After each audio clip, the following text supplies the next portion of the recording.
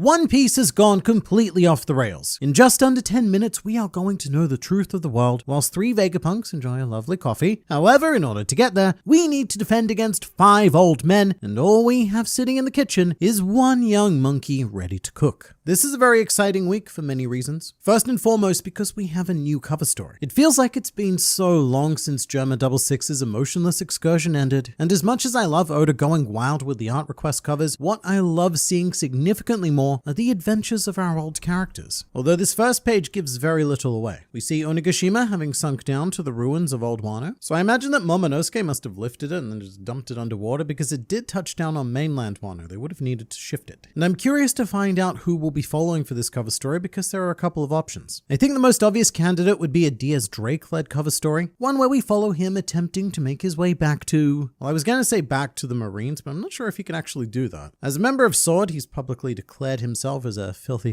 pirate, but maybe there's a sword gathering point somewhere. If Basil Hawkins is alive, then he'd also be a fun choice. It would be really cool to see how his personality has changed after the raid, or actually not changed, because remember, he did correctly predict that he was going to be defeated. So I guess everything went according to plan for him. It's a bold maneuver and it didn't pay off, but well done, I guess. But what I'm hoping for most is a cover story following the remaining Tobiropo members, because as far as we know, they were all left on Onigashima, and we didn't get a check-in with them like we did with King and Queen. To put my bias out there, I mostly want this because I want more Ulti. I absolutely love her, and I think that following her mundane yet angry adventures would be a lot of fun. But to start this chapter off properly, we have the message that is going to rock the world. Eventually. Not now, of course. And as much as I didn't expect to hear the bombshell news this week because, well, that's just what Oda does. He leaves us on a cliffhanger, and then instead of pulling us up, what he does is drop us down to a second cliff, in this case being the 5 elders at the end. And then eventually Oda works his way around to each cliff in his own time, sometimes over months or even years down the line. I'm definitely not disappointed though, because I kind of love what's happening here because it's bizarrely relatable in this day and age. This is Vegapunk's pre-stream. He's gone live, but like most streamers, he has to wait and give viewers an opportunity to hop in before starting properly. Except he's left the mic on and we can hear all of the backstage stuff, which is fascinating in its own right. Feels a bit like watching Star Trek, where we need to accomplish something big and nearly impossible, like broadcasting a message to the entire planet. And then what we get is a discussion consisting of a series of fictional technological justifications for how it is we do the thing. Now, something a little heartbreaking that I didn't notice at first are the 3 Vegapunks that were selected for this outgoing message. We've got Stella, Shaka, and Pythagoras, who just so happen to be the 3 Vegapunks that we've seen die on Egghead Island. And you have to wonder if that was purposeful. I mean, obviously it was purposeful from Oda. You've got the 3 dead Vegapunks doing the video will. Narratively, good stuff. But I wonder if there was any in-world logic for Stella to select just these 2. Given that Shaka was able to predict his/their/someone's death, I wonder if he was able to very specifically predict which Vegapunks would die, and then suggest that the 3 of them make this video will together just in case. And what we have here is a flip. The post-time skip typical One Piece arc formula tends to involve a catastrophic problem that we need to solve. Noah destroying Fishman Island, Caesar's chemical weapon, or Doflamingo's birdcage. And those situations are very often given a time limit. Like say back on Wano when we had 5 minutes until Onigashima hit the capital. A nice countdown to destruction to amp up all of the assorted dramas. But on Egghead, what we have is a countdown to victory. We have to stall the Buster Call, as well as the 5 Elder Stars and a Marine Admiral for 10 minutes. If we're able to do that, then the message, it gets out, the world hears all of the truths, and we win. We had a very similar flip occur during Dressrosa as well, when Gats and the citizens had to protect Luffy for 10 minutes whilst his Hakis recovered. In that case, they stalled for 10 minutes and ensured victory. Originally Stella, he wanted to wait an hour, patient man. But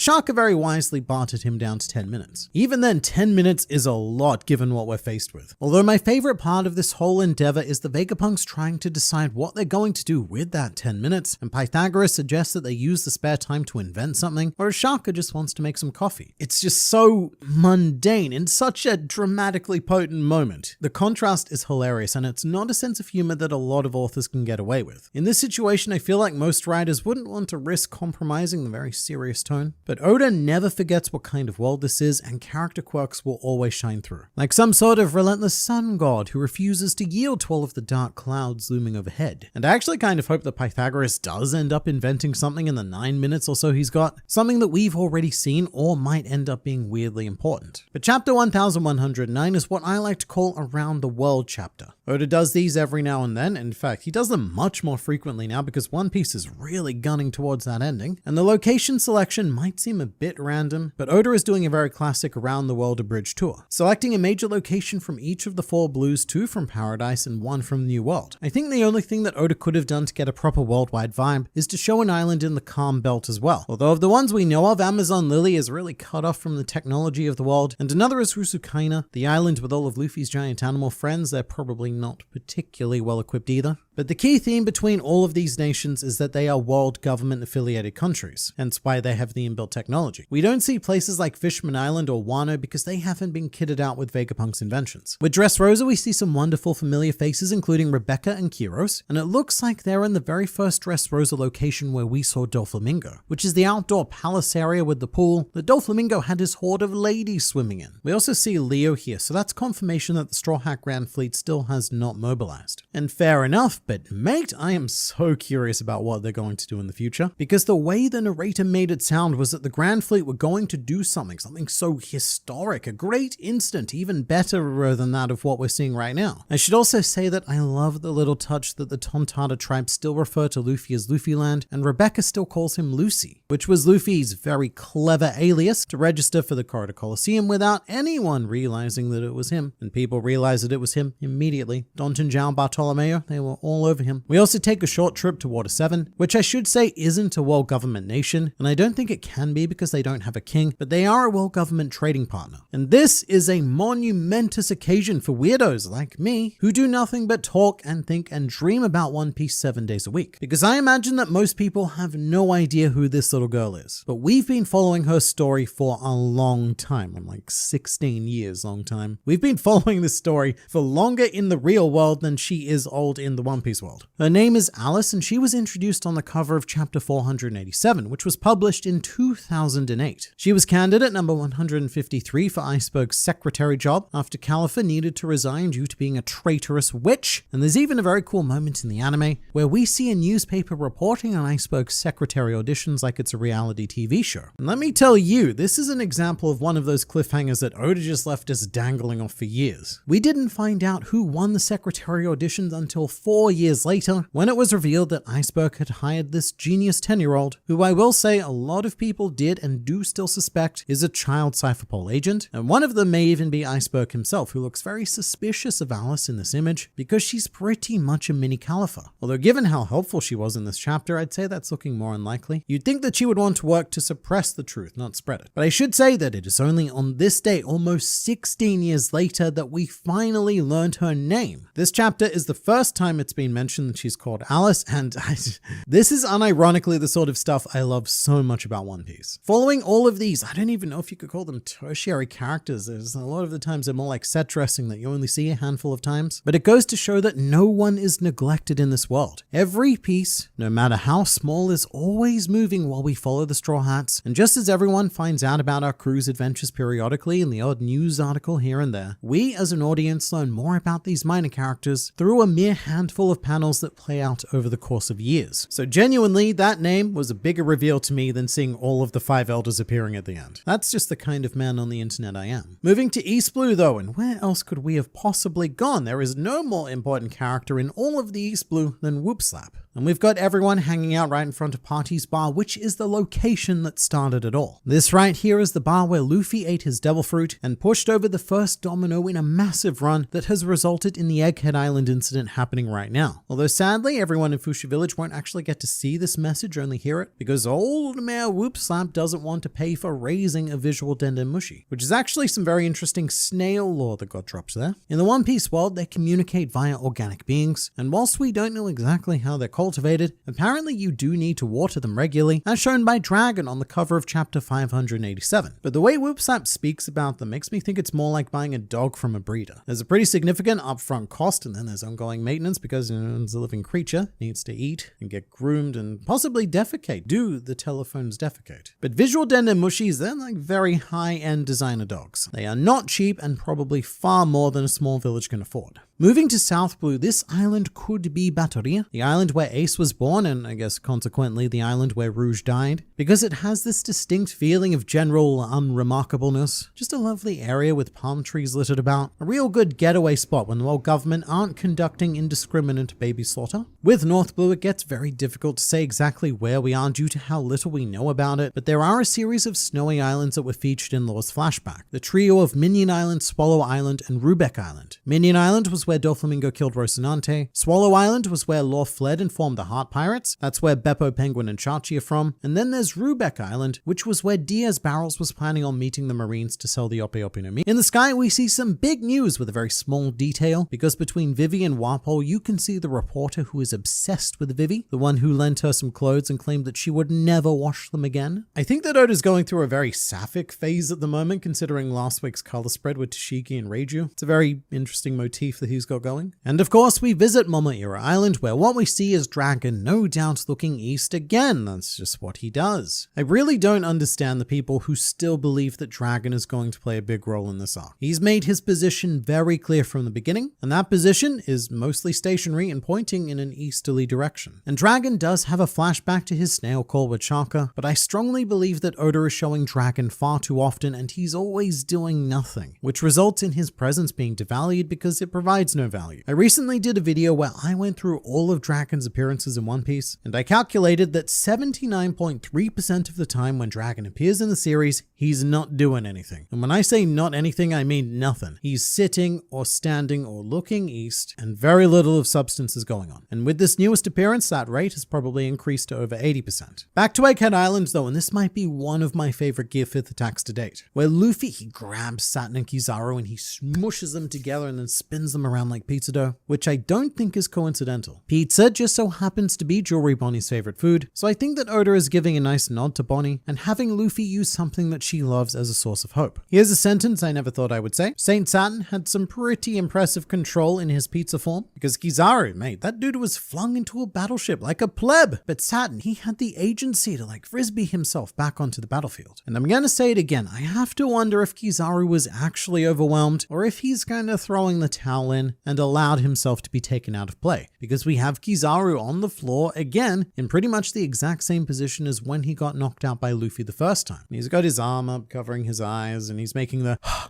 panty noises, but the dude just looks over it. As if he's carried out the mission he was given. He killed Vegapunk, he did that, good boy. It's me patting him. And now he's retired back to the ship to lament the loss of his maybe friend might be a very strong word to use, his acquaintance, and that arm, that might be covering some tears. But with his mission complete, he's going to leave everything else to Satin, not really wanting to get involved any further. Or just not being able to get involved, because I don't know, he sucks. Not a problem though, because Satin has friends, and at the end of the chapter, something I definitely never expected to happen happened when Satin decided that this situation was dire enough to summon the rest of the 5 Elder Stars. This is the sort of thing that I didn't expect to see until the final chapters of the final arc of One Piece. Every Elder Star in the same place with their demon forms. This is final war sort of stuff that we're looking at, or at least that's how it feels to me. It sets up some pretty scary implications, which is that wherever one Elder Star is, you have the potential for all of them to be there, and I imagine that summoning Imu isn't entirely out of the question either, since he seems to share their demonic abilities. And surely this is the overwhelming force that will get us to retreat from Egghead. Because right now, we're just slapping around that Buster Call. Kizaru is down again, and the Vice Admirals are not that great. Although, you could also look at it this way. Is Saint Saturn summoning 4 more mighty allies to bring down Luffy? Or is Saint Saturn just ordering Luffy 4 more pizzas? Even I think that it would be pretty absurd for Luffy to be able to take on all 5 of them at once, although I'm definitely down to see him try, because there's a wealth of cartoon tropes that we haven't seen Luffy pull yet. Like when a cartoon protagonist is in danger, there's the classic go and hide behind a weirdly shaped object, or even the much more better disguise yourself, like Bugs Bunny and Drag. Or maybe even similar to how Foxy disguised himself during the Davy Back fight. So I don't think that Luffy can beat them, but we do need to find a way to hold them off for 10 minutes. Otherwise, they'll cut the transmission and Vegapunk's truth will not spread. There's every chance that we'll never see the end of that message anyway though. It could be another one of those Lore Blue Balls moments where he's about to say the really important part, but that's when the elders cut it, like shooting Professor Clover before he revealed the name of the ancient kingdom. And this is also putting Dory and Broggy into some potentially life-ending danger as well. They're heading to Luffy as we speak, and prior to this last page, I had no problem with that. All we had to deal with then was a spider and a light bulb. Having Dory and Broggy there would have been overkill. But now, I really don't like the idea of them rushing in to confront the 5 elders all at once, and I would very much fear for their lives. Although it would be very helpful for our 2024 Bing card, because we have 3 named character deaths on there, and Vegapunk has only ticked off 1 of them. But if you'd like to be the first to find out how we're going to deal with a horde of 5 elderly gents, then please do subscribe to this channel for consistent injections of One Piece culture administered directly into your YouTube feed.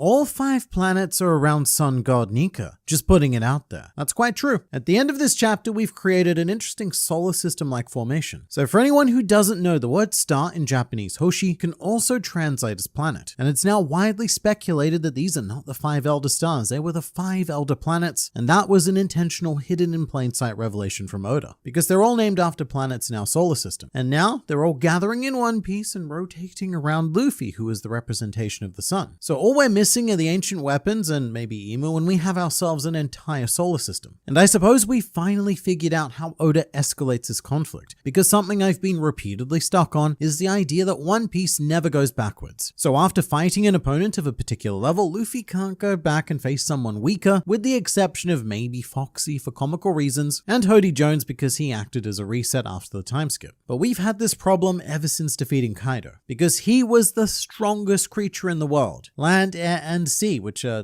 all of the things. Where wouldn't Kaido be the strongest? But that's the problem, because how do you escalate from that? Even a Marine Admiral doesn't seem quite right after you've had Kaido. And even a Marine Admiral plus an Elder Star doesn't quite fill the bowl of combat nourishment we require as ravenous fictional pirate consumers. So serious question to all of you. Would you rather be used as a jump rope or turned into pizza dough? Who had it worse, Kaido or San? But here's the answer to how we escalate beyond Kaido. We take on all of the old men at once, because there's so few other options to escalate left at this point. So we've satisfactorily answered that for now, until we have another question, which is how we escalate things beyond all 5 elders in the next arc. And all I have to say is good luck, Oda. Is no one going to mention the fact that the elders literally have telepathy with each other with seemingly no limit on range?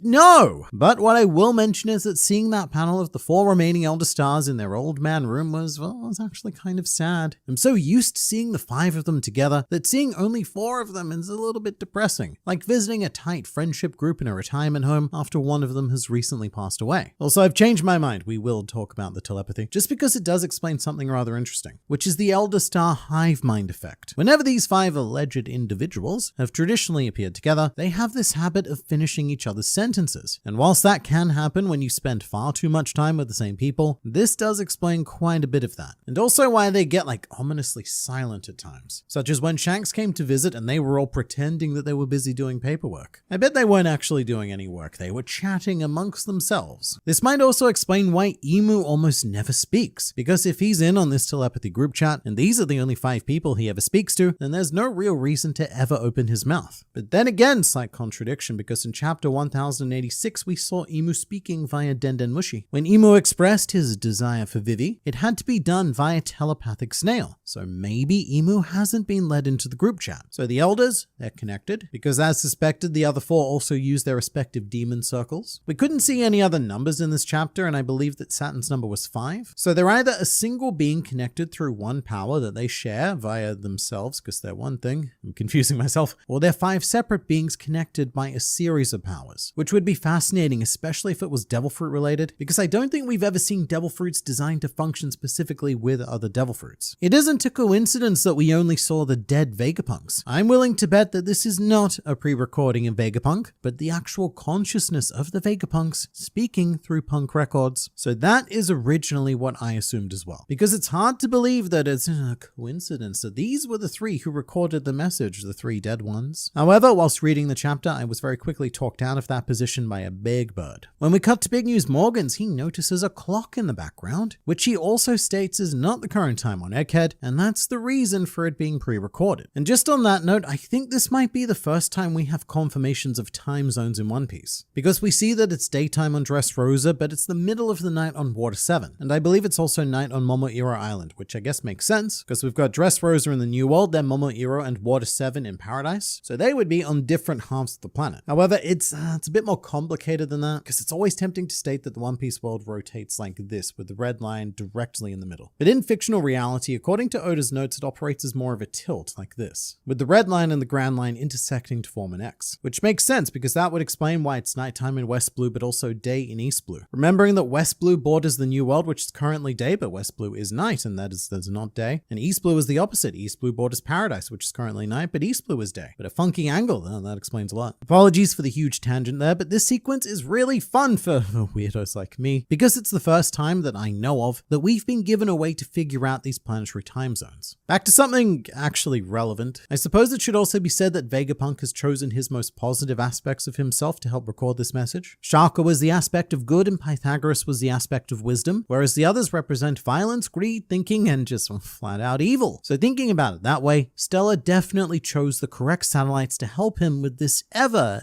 so important message. That's also quite sad though. The idea that all of Vegapunk's positive aspects are dead and what we're left with is the bad ones. But also the way that the Vegapunks speak about the broadcast is very much future tense rather than present tense, although maybe Viz will clear some things up in that regard. But at the moment, all of the evidence points to this being pre-recorded. However, I would absolutely love a twist where the Vegapunks do still exist in some form as part of Punk Records. Going into a bit more technical detail, I do believe the logic for being able to signal boost to the whole world is due to the presence of the Marines. Shaka says that they should piggyback off their communication systems, and I think it's implied that this is only possible due to all of the ships that have gathered around Egghead Island and being able to hijack their system. In which case, summoning the largest naval fleet that we've ever seen in One Piece has turned out to be a terrible idea in yet another way, and the world government have again dug their own graves. Now, one reasonable idea that a lot of reasonable people have pointed out is why not just play the message on repeat? Just start, no need for delay, and keep playing the message on loop until everyone hears it. That way, the people who are ready, they get the truth bombs ASAP and there's no chance of being cut off, and those that aren't ready can just hop in whenever and join the loop, because you've got three geniuses here and not one of them thought of the smartest way to convey this information. So that makes me think, because I trust that these dudes are pretty smart. Is there some reason why everyone needs to experience it all at once? Or is this gap being left for a different reason, because I've been seeing people proposing a rather sneaky idea, which is that this 10-minute time period is bait. Vegapunk created a clock to purposely put pressure on the world government by giving them some hope of stopping the message and encouraging all of the five elders to gather so that at some stage during the recording, we can cut to live footage of the elders in their demon forms to show the world. In which case, Shaka, Stella, and Pythagoras are all flexing their acting prowess right now. Because, look, here's the secret. Even if they wanted to, they can't reveal the truth immediately right now, because the truth was hiding safely up the top of the Holy Land in their old man room, where we don't have cameras. But now, our five truths have all taken the bait, and we are ready to show them to the world. It's a fun but convoluted idea because it either relies on the Vegapunk still existing in Punk Records, or somehow predicting that an Elder Star would show up, and it also banks on Vegapunk knowing that they have teleportation powers as well. But still, really fun idea. We turn the camera on, pull the shower curtain back, and expose the horrific bodies of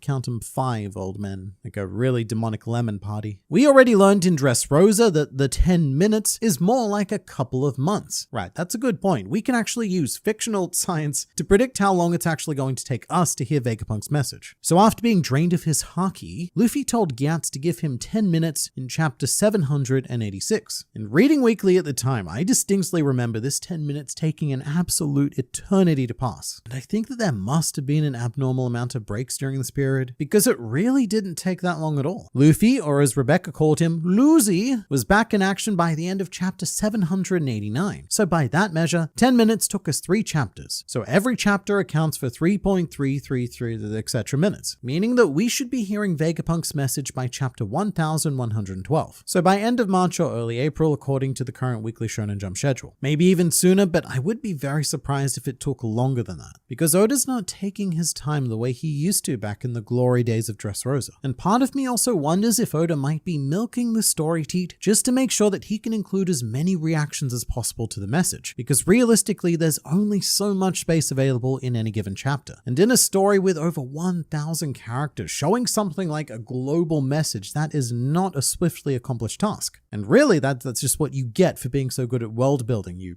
wonderful author. So I imagine that we'll be checking in with more and more familiar faces in the few chapters to come. Or at least that's what I'm hoping, because I'm really looking forward to seeing more reactions. We've gotten a couple of regular locations and seen some old friends, but you just know that figures like Blackbeard, Shanks, and Crossguild must be watching this as well. Funny that both the readers and the population in One Piece are waiting for the lore bomb of the century together. That's a pretty cool thought. The idea that we, as readers, find out the truth at the same time as the people living in world. Stories are very difficult to balance because the really great ones make the readers feel invested in the world, as if they are mentally transported into it, which often means that if readers have too much information, the impact of that information being discovered by the actual characters is lessened. So it's usually a good strategy to reveal information to readers and characters at the same time. Otherwise, it's either old news to us or old news to the characters. And that can be done well, but a lot of the times it gets fumbled, which is why I've always appreciated that One Piece is a story told from Luffy's perspective. All we knew when this series started was whatever this boy in a boat in the middle of nowhere knew, and we discovered the world in the exact same way that he did. Although from a more meta angle, I can't help but think of Oda and his editors in the roles of the Vegapunks. Oda leaves a chapter claiming that there will be a big announcement to make, or a big lore drop revelation, so we as readers, we get ready. But then behind the scenes, Oda proposes to his editors that this revelation will actually be made a year down the line. But then one legendary hero editor goes, "No, that's too long. How about instead of 1 year, 1 month?" And Oda, he acquiesces, but either way, we're left hanging for a while. Also, Alice's name is spelled Arishe. So this is something that my brain didn't even register because I was just excited to see a name. But whilst her name is Alice, it has the Italian pronunciation. So it would be Alice, or however you pronounce it. I am not good at Italianing. But this is obviously because Water 7 is inspired by Venice, and get this right, Venice is in Italy. I've been there, you're not allowed to feed the birds. Apparently it's because the maintenance of cleaning up all of their leavings was bankrupting the city. So I'm going to go ahead and say that that's all your fault, Hattori. But that's why a lot of Water 7 characters have somewhat Italian sounding names like Paoli or Rob Bellucci. That giant robot might come in clutch soon. Hopefully it does something. So I agree, and the key word there is giant, because I imagine that very shortly Luffy will be facing off against 5 giant things, demon things. And that's bad because he's only one giant. Dory and Broggy are of course on their way, which makes 5 giants versus 3 giants. And just as a side note, I need to see a panel where giant Luffy is standing side by side with Dory and Broggy, and maybe them just going, "You've grown, Straw Hat,"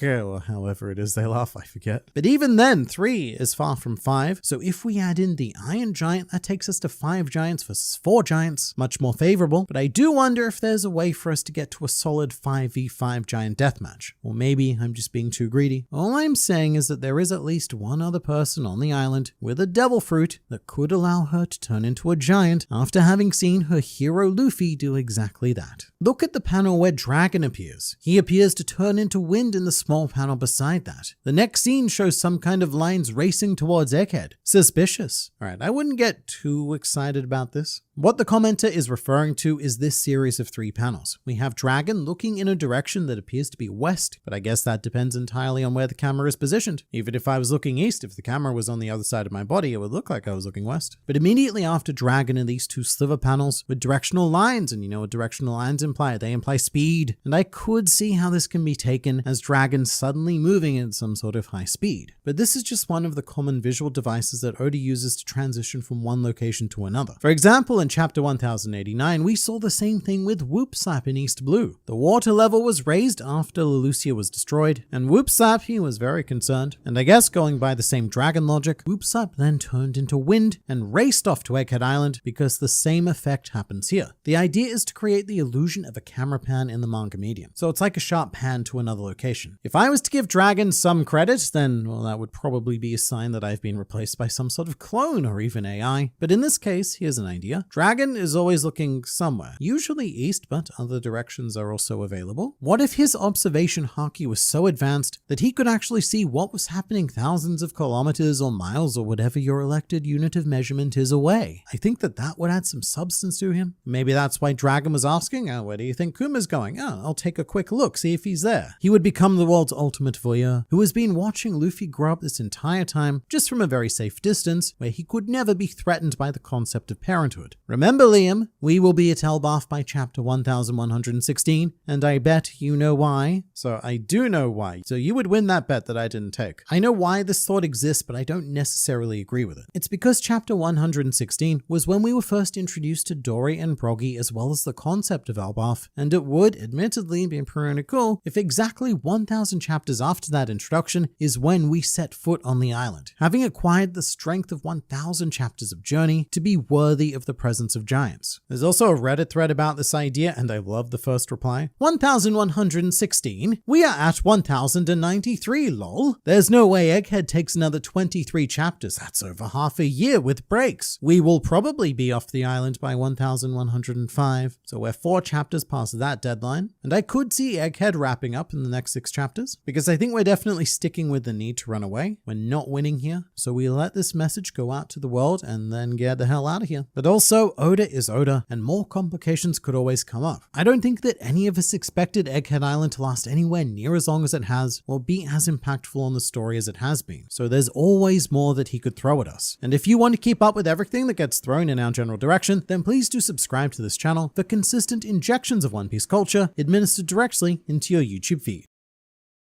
Luffy cannot win. Not after these 5 men monsters have arrived to Egghead Island to combine their geriatric powers in order to form the ultimate super being. So everything I've said in the past about Egghead Island feeling like we could win, it's now irrelevant because the 5 elders are simply overwhelming. And we are not in a good position to be taking them on. But starting with the cover story, it looks like it's going to be Yamato focused, which while I would have preferred the Tobiropo is also good. And I would assume that Yamato is going to retrace the steps of Kozuki and travel all around Wano like he did, and I wonder if Yamato might even gather some vassals in the same way that Oden did. If Yamato does the path properly, then Yamato might even end up becoming a daimyo, because I'm pretty sure we have some openings for those positions, as the previous daimyo were all killed by Kaido. The thing is, Oden eventually got bored and then set out to sea. So what we might be watching here is Yamato's journey to finally make that step towards leaving Wano. Or not, I don't know. In fact, I refuse to predict anything Yamato related anymore. But what I'm really hoping is that this cover story gives me a bit of what I felt was lacking from the Wano arc, or the ending of the Wano arc post-raid, which concluded very rapidly. And I'm really quite keen to see a peaceful rebuilding of Wano. But what we have happening in the actual chapter is the exact opposite of peaceful building. It's actually very unpeaceful destruction that gives us a full reveal of the 5 Elder Stars, along with the assorted creatures it is that they are. I say creatures because I'm fairly certain that not all of them are yokai. Saint Saturn definitely is though. As expected, this old man is a Gyuki or an Ushi Oni, but it's nice to have that confirmed with Oda's text words. And speaking of text words, this is something that might have gone over a lot of heads, but it's interesting to note how the 5 elders were introduced, because we got a collage of them in their yokai forms with your typical Oda introduction box. However, within that typical box was non-typical text. Each of the 5 elders were flat out introduced as their respective demon monster, which adds quite a lot of weight to the idea that this may not be a devil fruit ability. These old men could just be demons, because the standard way to handle a situation like this would be to say Saint Topman Walkyuri, user of the Akuma no Mi model Big Pig, but instead it's just meet Hoki, as if we're actually meeting a Hoki, whatever that is. Before we get to Big Pig, Saint Marcus Mars is an Itsumade, which I believe is a yokai, and when we first saw his silhouette during the Reverie flashback, I said that this was the one that most resembles a Pokemon, and seeing it in all of its unsilhouetted full glory doesn't change my mind a single bit. It looks like an Archeops wearing an old man wig, but it's a very curious creature because its name Itsumade literally means until when. And that name,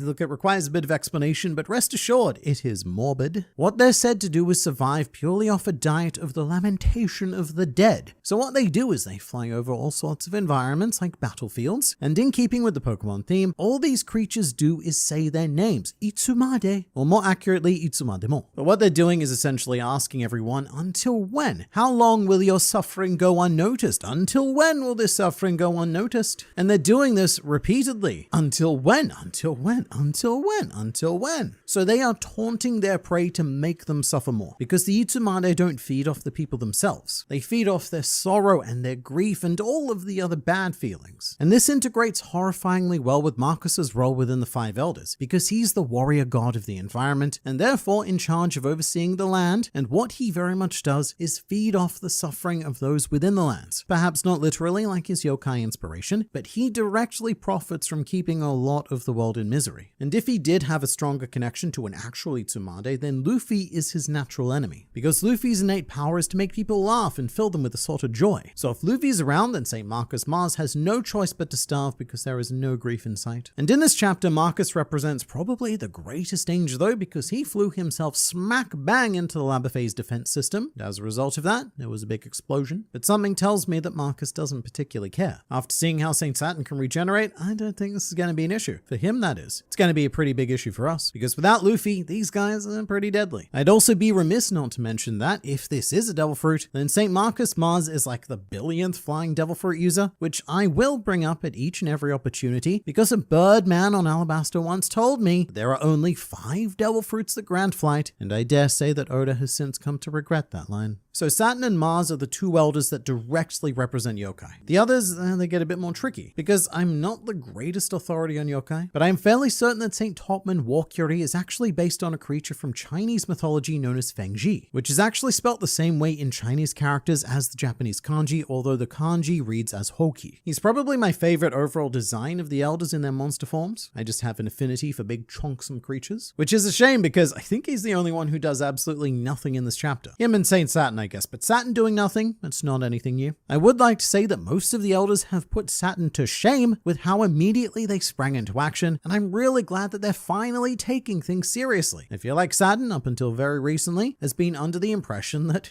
he doesn't even need to try. He's too powerful, too divine, and too other words as well. And whilst that's made it very satisfying to watch him consistently dig his own grave, I can't deny the hype of actually being able to see a few of these elders when they get serious. And before we get to Ethan, because mate Ethan is pretty damn cool, I want to touch on the stupidity that is the Vegapunks. We don't see a lot of Stella, Pythagoras, and Chakra in this chapter, but we do hear a lot of them, because their recorded conversation is playing over the events in the opening of the chapter, and it is such a fun contrast. What we're seeing here is quite possibly one of the most serious situations we've ever encountered. We've got hell on earth happening on Egghead. Terrifying, shadowy demon monsters are spawning from all sorts of bad circles, but what we're hearing while they're doing that is the Vegapunks talking about coffee, and also talking about how to kill more time. How much time have we killed? We've got 7 minutes left. And then almost taunting the 5 elders from beyond the grave by saying stuff like, well, even if they try to stop the broadcast, they couldn't do that in 7 minutes. And meanwhile, when you actually see the 5 elders, these gigantic demons, all of a sudden it starts to feel like,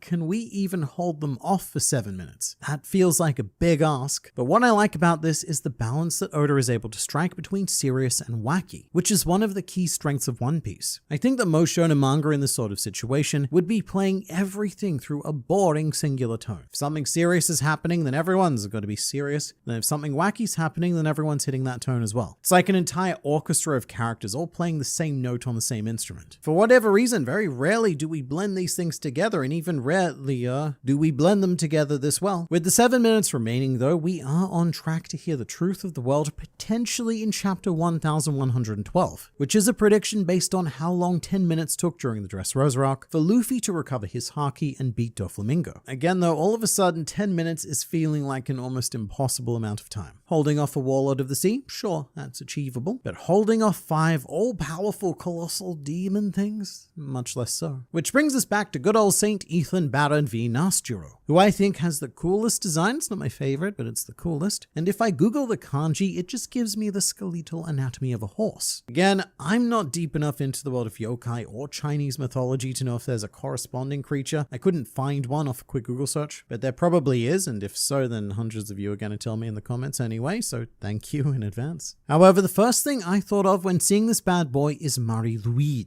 which is a name I'm almost certainly butchering because it's Welsh, and I'm convinced that Welsh was designed to be impossible for anyone to pronounce, including the Welsh. And it's all just a very convoluted troll on the world where they pretend that they're pronouncing it correctly. And as horrifying as it looks, it's sort of like an undead horse Santa. Around Christmas time, this horse goes from house to house and sings songs with the inhabitants. It's quite lovely, really. There's more detailed history and a lot that I'm leaving out and or probably misremembering. But I think that some sort of undead skeleton horse creature is pretty common to any culture that has excessively used horses in their history. So it's hard to tell exactly where this one spawns from, at least for uncultured swine such as myself. The exciting thing about Ethan though is that he shows us his hybrid form. When he becomes quite fight the demonic centaur, and while he's far from the first centaur we've seen in One Piece, he's the first one we know of that wasn't artificially created by Trafalgar Law. And the dude just goes so hard. In what seems like no time at all, he zips around the island and slashes all of the Mark III Pacifista, but with a very specific and I guess non-damaging attack designed to freeze their circuitry, which reminds me a lot of Brook using his blade Soul Solid, where he can use freezing style attacks due to being able to harness the cold of the underworld. Because using this, Brook is able to achieve a startlingly similar icy effect that we see happening with Ethan. And it certainly wouldn't be out of the question for a demon to be capable of wielding underworld powers. And if so, Ethan is on a whole different level. Because when Brook uses these style of attacks, he does still cut his opponents. But my interpretation on what Ethan did is that he was able to slash and freeze without actually leaving any physical damage. Because we see one of the Marine, I was going to say doctors, but engineer might be more accurate. In any case, we see a Marine, that guy, inspecting a Pacifista after Ethan attacked it, and it doesn't look damaged at all. If anything, it might be close to the effect that Trafalgar Law does with his awakening, where he's able to have his sword phase through defenses and directly attack the insides of elderly grandmothers. So something I didn't notice at first because I was so awestruck by the grotesque coarseness, but in his hybrid form, Ethan is wielding a black blade. And for those of us who haven't been meticulously investigating sword guards on the internet for 20 years now, ever since he was introduced, Ethan has been the suspected wielder of the Shodai Kitetsu, the final and most powerful of the Kitetsu set of cursed blades. Zoro himself uses the Sandai Kitetsu as one of his regular sharp metal friends. And of course on Wano we saw the Nidai Kitetsu, which Luffy used briefly sort of. But seeing the Nidai Kitetsu was very important because it had the same style of guard as the Sandai Kitetsu, and Ethan's blade also has that same guard. So we might finally be seeing the king of the Kitetsu set in action here. And look, if anyone deserves to use the most cursed blade in all of the history, then a fairly literal demon is a good choice. And until now, I don't think we've ever seen him draw his blade, but it looks like it could be a proper black blade like Yoru and Shusui. Of course, it could also be Ethan injecting the sword with Haki, but I hope not. I am hoping for a fully achieved black blade. Because if someone like Ethan can't even max out a sword, then how does anybody make it happen? Moving to our final old man, Saint Shepherd Jupiter is a sandworm, which is immediately different from the other four because its name isn't written in kanji. The sandworm text is written in katakana, which if you can read katakana, more or less just looks like English because he is a sandowamu. But he does stand out because the sandworm is the only one of the five that isn't, how shall we say, yokai passing. With the katakana name, it is almost certainly taken from Western media or mythology. And I do genuinely wonder if this might be a little bit June inspired. Not necessarily because of the films, because Oda is the kind of person who probably read the books when he was younger. In his youth, he consumed everything he could get his hands on, which is why One Piece is the rich world that we have today, because he took these little pieces from all of the stories to create his own. But as implied by his actual name, Saint Shepherd Jupiter is the warrior god of agriculture, which makes all the sense in the world, because worms are good for soil. All of the burrowing and stuff that they do loosens it, which improves the drainage and aeration. And you know, if he could only stop trying to eat people, then we might even have a net positive impact. Before we get to that though, we need to talk about Zoro versus Lucci, because this has been quite a hot topic for the more terminally online One Piece fans, and I don't know why. Zoro is my favorite One Piece character, but this is by far the least interesting thing happening on Egghead Island right now. And I love that Oda seems to have essentially ended this fight with a joke. We have Zoro and Lucci continuing to square off, but Zoro overhears Sanji calling him a burden, and then instantly delivers what appears to be a finishing blow. It's a very classic, cool looking Zoro panel, but very importantly, we can see a lot of black lightning, which means that Zoro has finally decided to use Conqueror's Haki. So I actually got a lot of very angry comments a few chapters ago from Rob Lucci defenders when I accused Zoro of not even trying, but really, how can he be putting in any real effort without first putting his bandana on? The dude was not taking this catfight seriously, and I still do think it's the ultimate insult to Lucci that Zoro never put the bandana on. Even Kaku got the bandana. Although there might still be time, this isn't a guarantee that Lucci is down. In the last panel we see of him, his eyes are whited out, which is the traditional indicator of unconsciousness, but also not always. Rob Lucci could get up again, but even if he does, now that Jinbei is here, this matchup is over. There's also some weird choreography happening here which kind of messed with my head when I was reading through it, which is always the tricky part of having a character that uses 3 swords but only has 2 hands. So what happens right is that Lucci knocks Enma out of Zoro's right hand, so he's left holding the Sandai Kitetsu with his left hand. But the way the panels are structured shows us that Zoro catches Enma and then puts Wado in his mouth, using his left hand, which means that Zoro would have had to briefly put away the Sandai Kitetsu Kitetsu to free up his left hand in order to use it to put Wado in his mouth. All the while, Rob Lucci was trying to viciously cat attack him. So it's just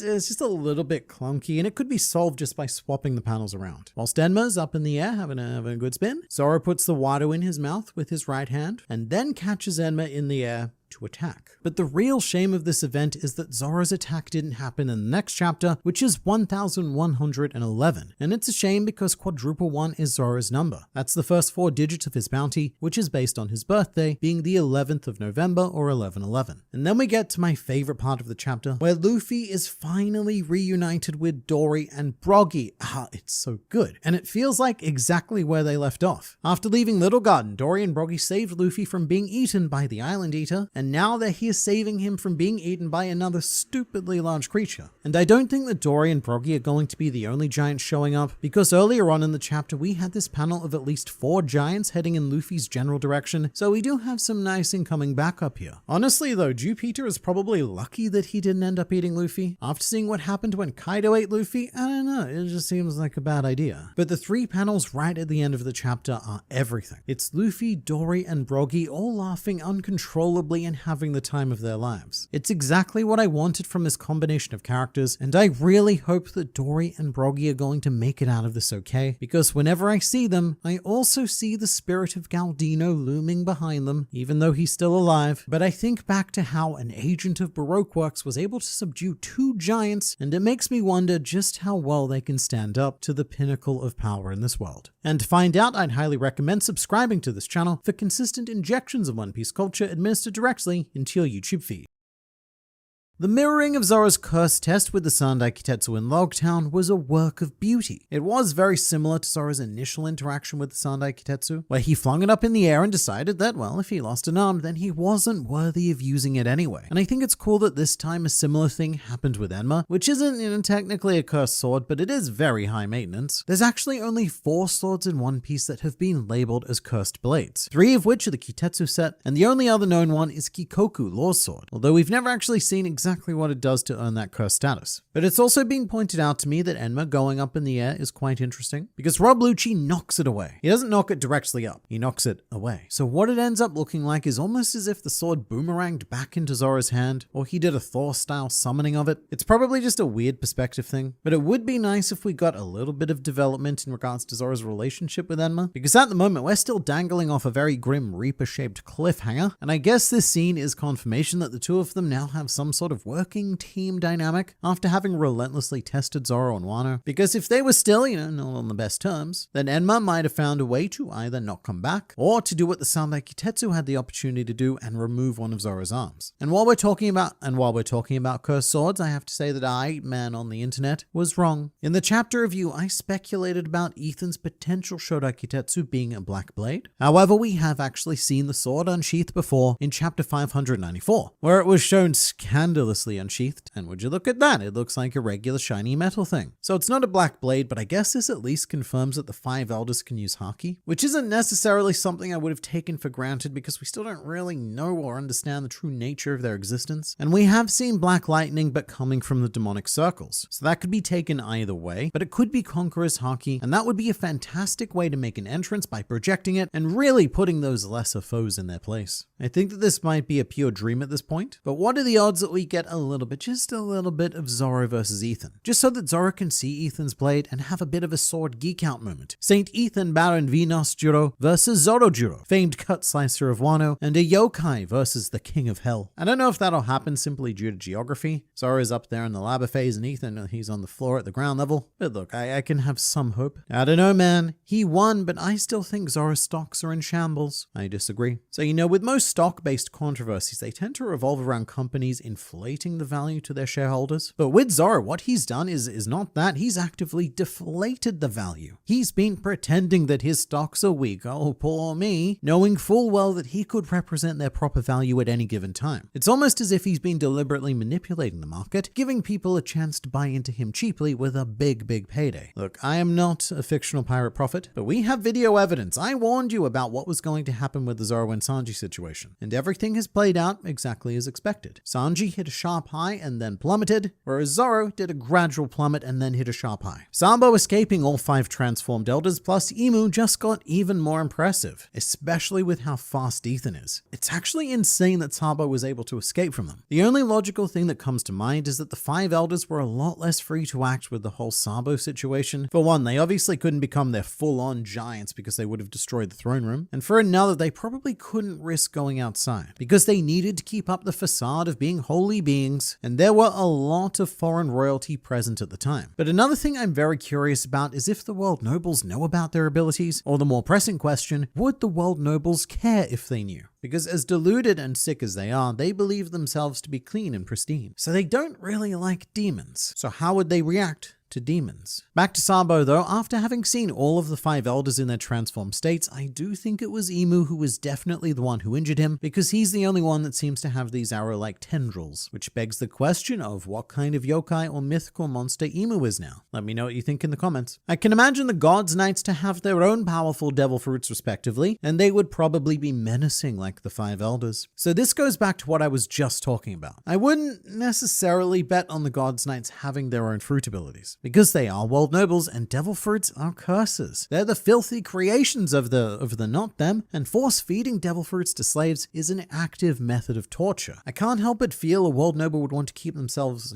clean. And if they were to become an ability user, then they'd probably be ostracized from high society because of all of the uncleanliness. At the same time though, we also can't forget about the devil fruits in the chests that were being offered as prizes for the God Valley hunt. And if not for the opportunity to consume one yourself, then how much value is there in competing for them? So there were up to 4 devil fruits left over. All of them almost certainly as powerful as Kaido's dragon fruit and Kuma's paw fruit. And the 4 highest scoring members of the Holy Knights may have won the rights to those fruits. And if so, then that would mean their group instantly contains 4 of the most powerful people on the planet. And thinking about escalation, look, we're facing off against all of the 5 Elder Stars at the moment before we've even met the full set of Holy Knights. So maybe they're even more powerful than the Elders. Otherwise, why do we even care about the Holy Knights? They get introduced, we go, that's cool, but they're not as strong, and then we move on. So I have exceptionally high hopes for the Gods Knights being able to eclipse even what we're seeing right now in the future. There was another centaur other than the ones Law made. How could you ever forget about my goat Speed from Wano? Alright, let's talk about centaurs, because I feel like every time I mention centaurs, I end up angering the centaur community. And to be fair, it is because of my own ignorance. In the chapter review, I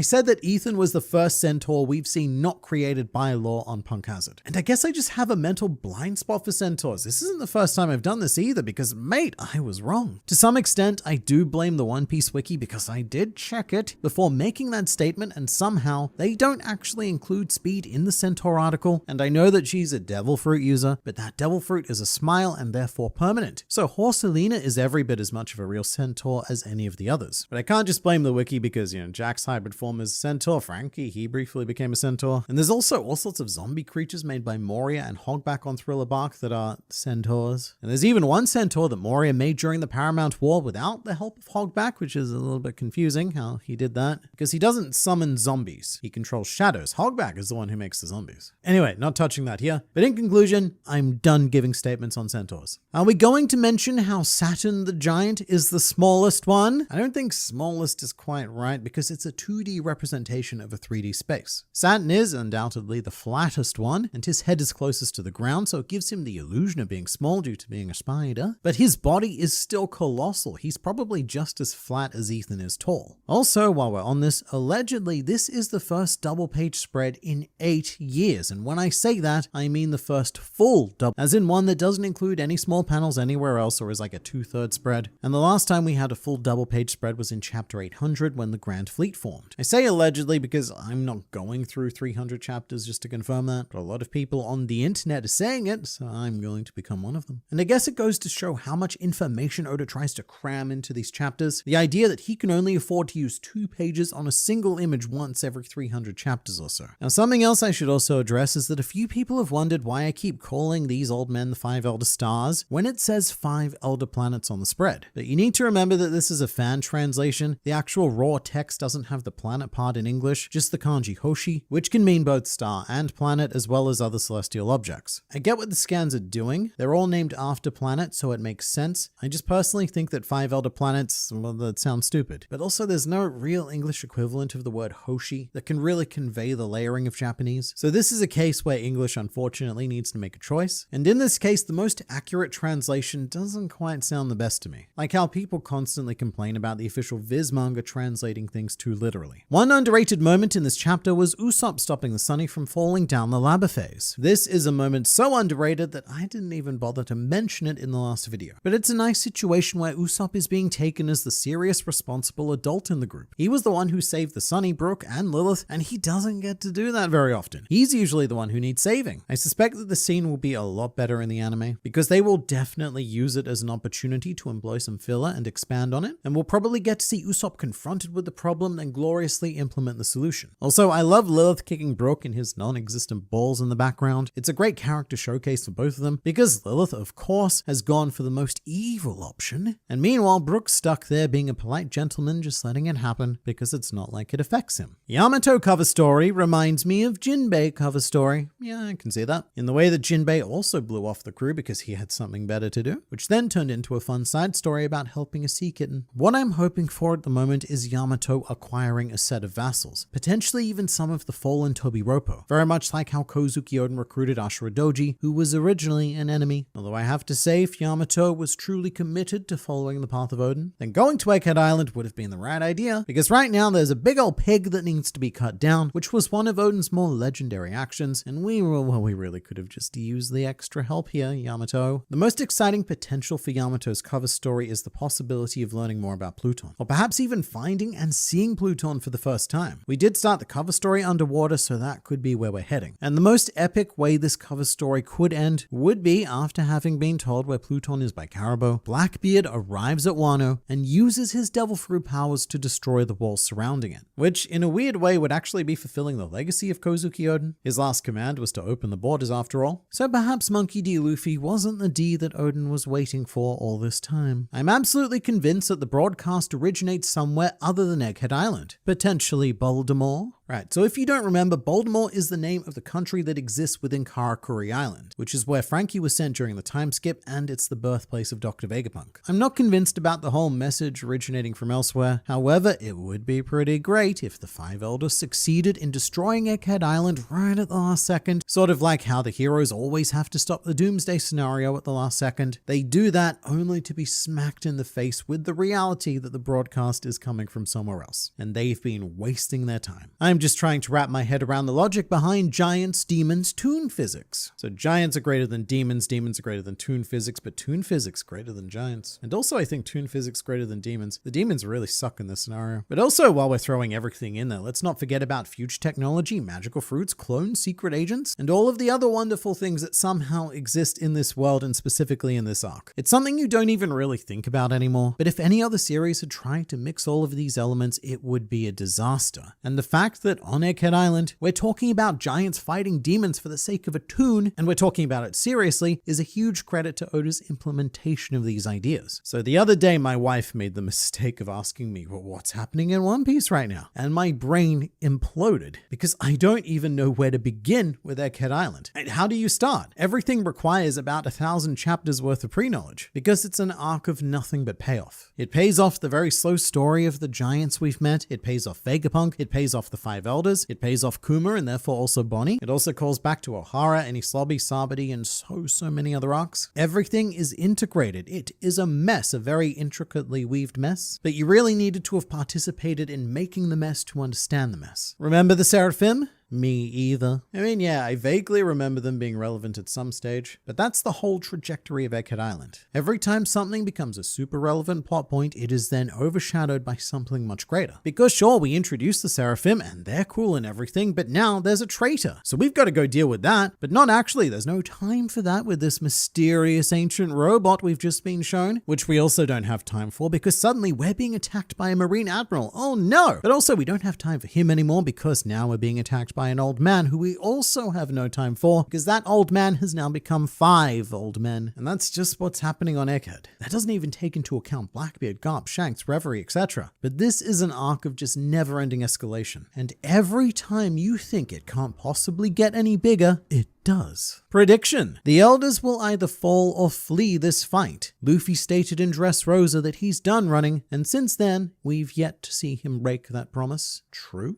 Except for Whole Cake Island when he broke his promise and ran away, but other than that, it's true. What I think is very, very easy to forget is that Egghead Island is the first arc of a saga, and I think it's easy to forget because of how absolutely thrilling the whole ride has been. This is probably a huge dose of recency bias, but I would argue that this could easily be a top 5 One Piece arc. But even then, it is still the opening arc for the saga, so I don't think we should expect big climax moments like defeating all of the 5 old men. However, I'm not going to rule it out completely because it's foolish to ever do that with One Piece. But if they are beaten here, then where do we even go? That would be the collapse of the world government as we know it. All we have left is Emu, the God's Knights, and some useless lobster demanding world nobles, meaning that Luffy and the Straw Hats have practically done the Revolutionary Army's job for them. That's the thing I've been thinking about, actually. The fact that Luffy's fighting the 5 elders right here and now. Look, if they're not beaten, then it's a pretty strong sign that Luffy won't fight them again for real later down the line, because repetition is boring. The way I see it is very much like how Whole Cake Island happened. Luffy got to have a bit of a skirmish against Big Mom. Oda got to showcase him taking on a fun emperor, but then he had to run away, and ultimately Big Mom was beaten by Law and Kid, whilst Luffy moved on to a different opponent because repetition is boring. But this way we get to have our cake and eat it too. We get to see all of the fun of Luffy interacting with the Elder Stars right now, and then down the line someone more story appropriate will probably deal with them. Although who knows, I could be completely wrong, and in a couple of chapters we could see the end of the 5 elders as we know it, which would be very exciting because that's the maximum amount of chaos that the world can possibly be thrown into at this point. And if you want to find out whether or not that thing happens, then you should do the thing, which is subscribing to this channel for consistent injections of One Piece culture administered directly into your YouTube feed.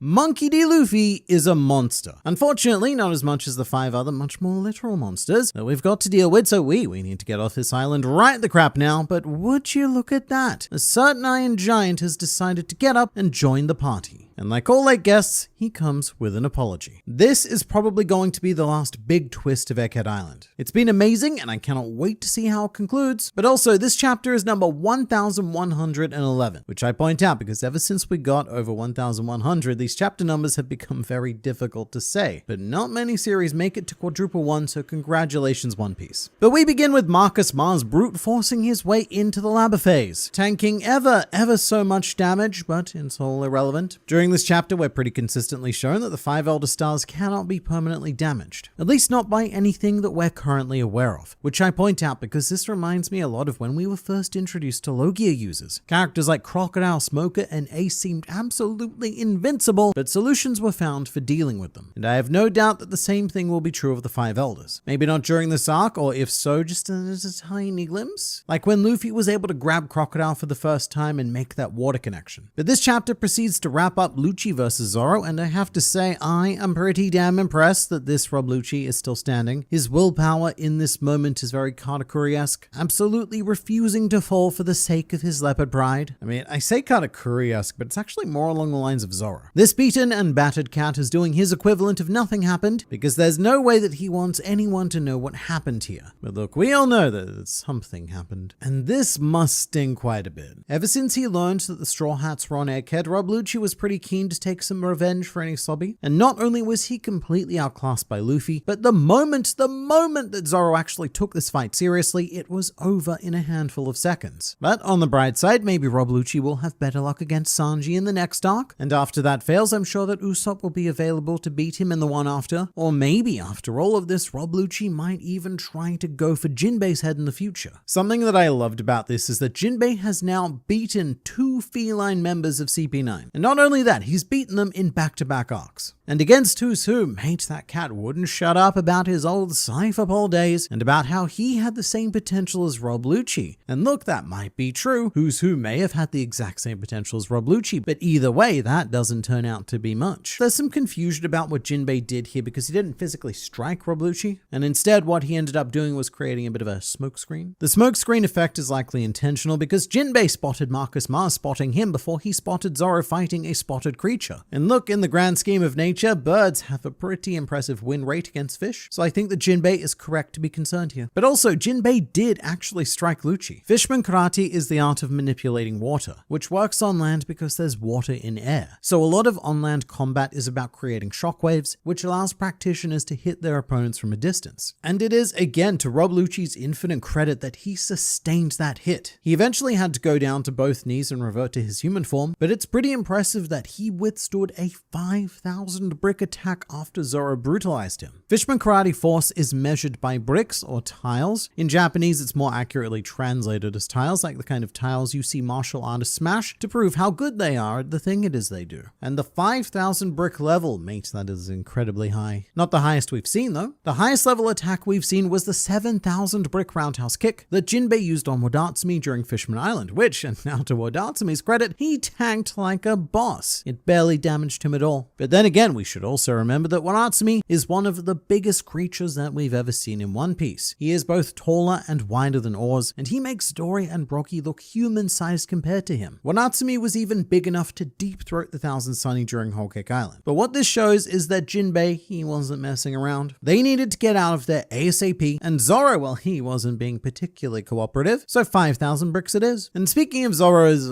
cooperation, I do think that he's been taking this fight a lot more lightly than he should have, and it's clear that this was a matter of pride for him, but also he's not up to date with how dire the situation has become. He's taking his time a bit more because he doesn't quite understand the urgency, because he started fighting Rob Lucci in chapter 1091, which was a long time ago now. So he missed Saint Saturn appearing on Egghead Island, he missed the Buster Call order, he missed the Giants arriving, he missed Vegapunk's death message, and by association Vegapunk's death, and he missed the rest of the 5 elders being summoned. So much has changed since this fight began, and Egghead is now this unrecognizable hellscape, which is very different from before, when the biggest problem we were dealing with was Kizaru, who Zoro, rightfully so, entrusted Luffy to deal with. But how he missed the giant bird demon flying right above them, look, I can't really excuse that one. Although I love Rob Lucci's face when he sees Marcus, it's like, and remembering that he's wounded to the point of losing all of his bodily controls, I think that he is quite literally shitting himself in this moment. Looking upon this all-powerful god figure that has descended from the sky, and faced with this, Lucci chooses to pray to God and beg Marcus to spare Kaku's life, which is made all the more powerful because Lucci has been forced to his knees. It's really strong imagery. It's very humbling and the most vulnerable we've ever seen him and probably ever will. It was a very bizarre moment to witness though, because Rob Lucci revealing any feelings that don't have to do with killing, look, that's always going to feel just a little bit off. But there's a lot behind this, like the very subtle relationship built up between Lucci and Kaku during their time in One Piece. The two of them spent 5 years working together undercover at Galila. And you could say that, yeah, Blue No and Califa, they were on Water 7 as well, but they were off mostly doing their own thing. So for 5 years, Kaku was essentially Lucci's only trustworthy comrade. And you can see this coming out when they get back to Enies Lobby, and Jabra starts trying to pick a fight with Kaku, and you've got Lucci there backing Kaku up. And he was also the one who encouraged Kaku to eat his devil fruit, probably out of a mix of sadistic curiosity to see what this unknown curse could manifest as, but also to encourage his bestie. Anytime that Lucci takes an interest in something that is not murder related, it has to do with Kaku. So it's not surprising that he'd ask Marcus to spare him because,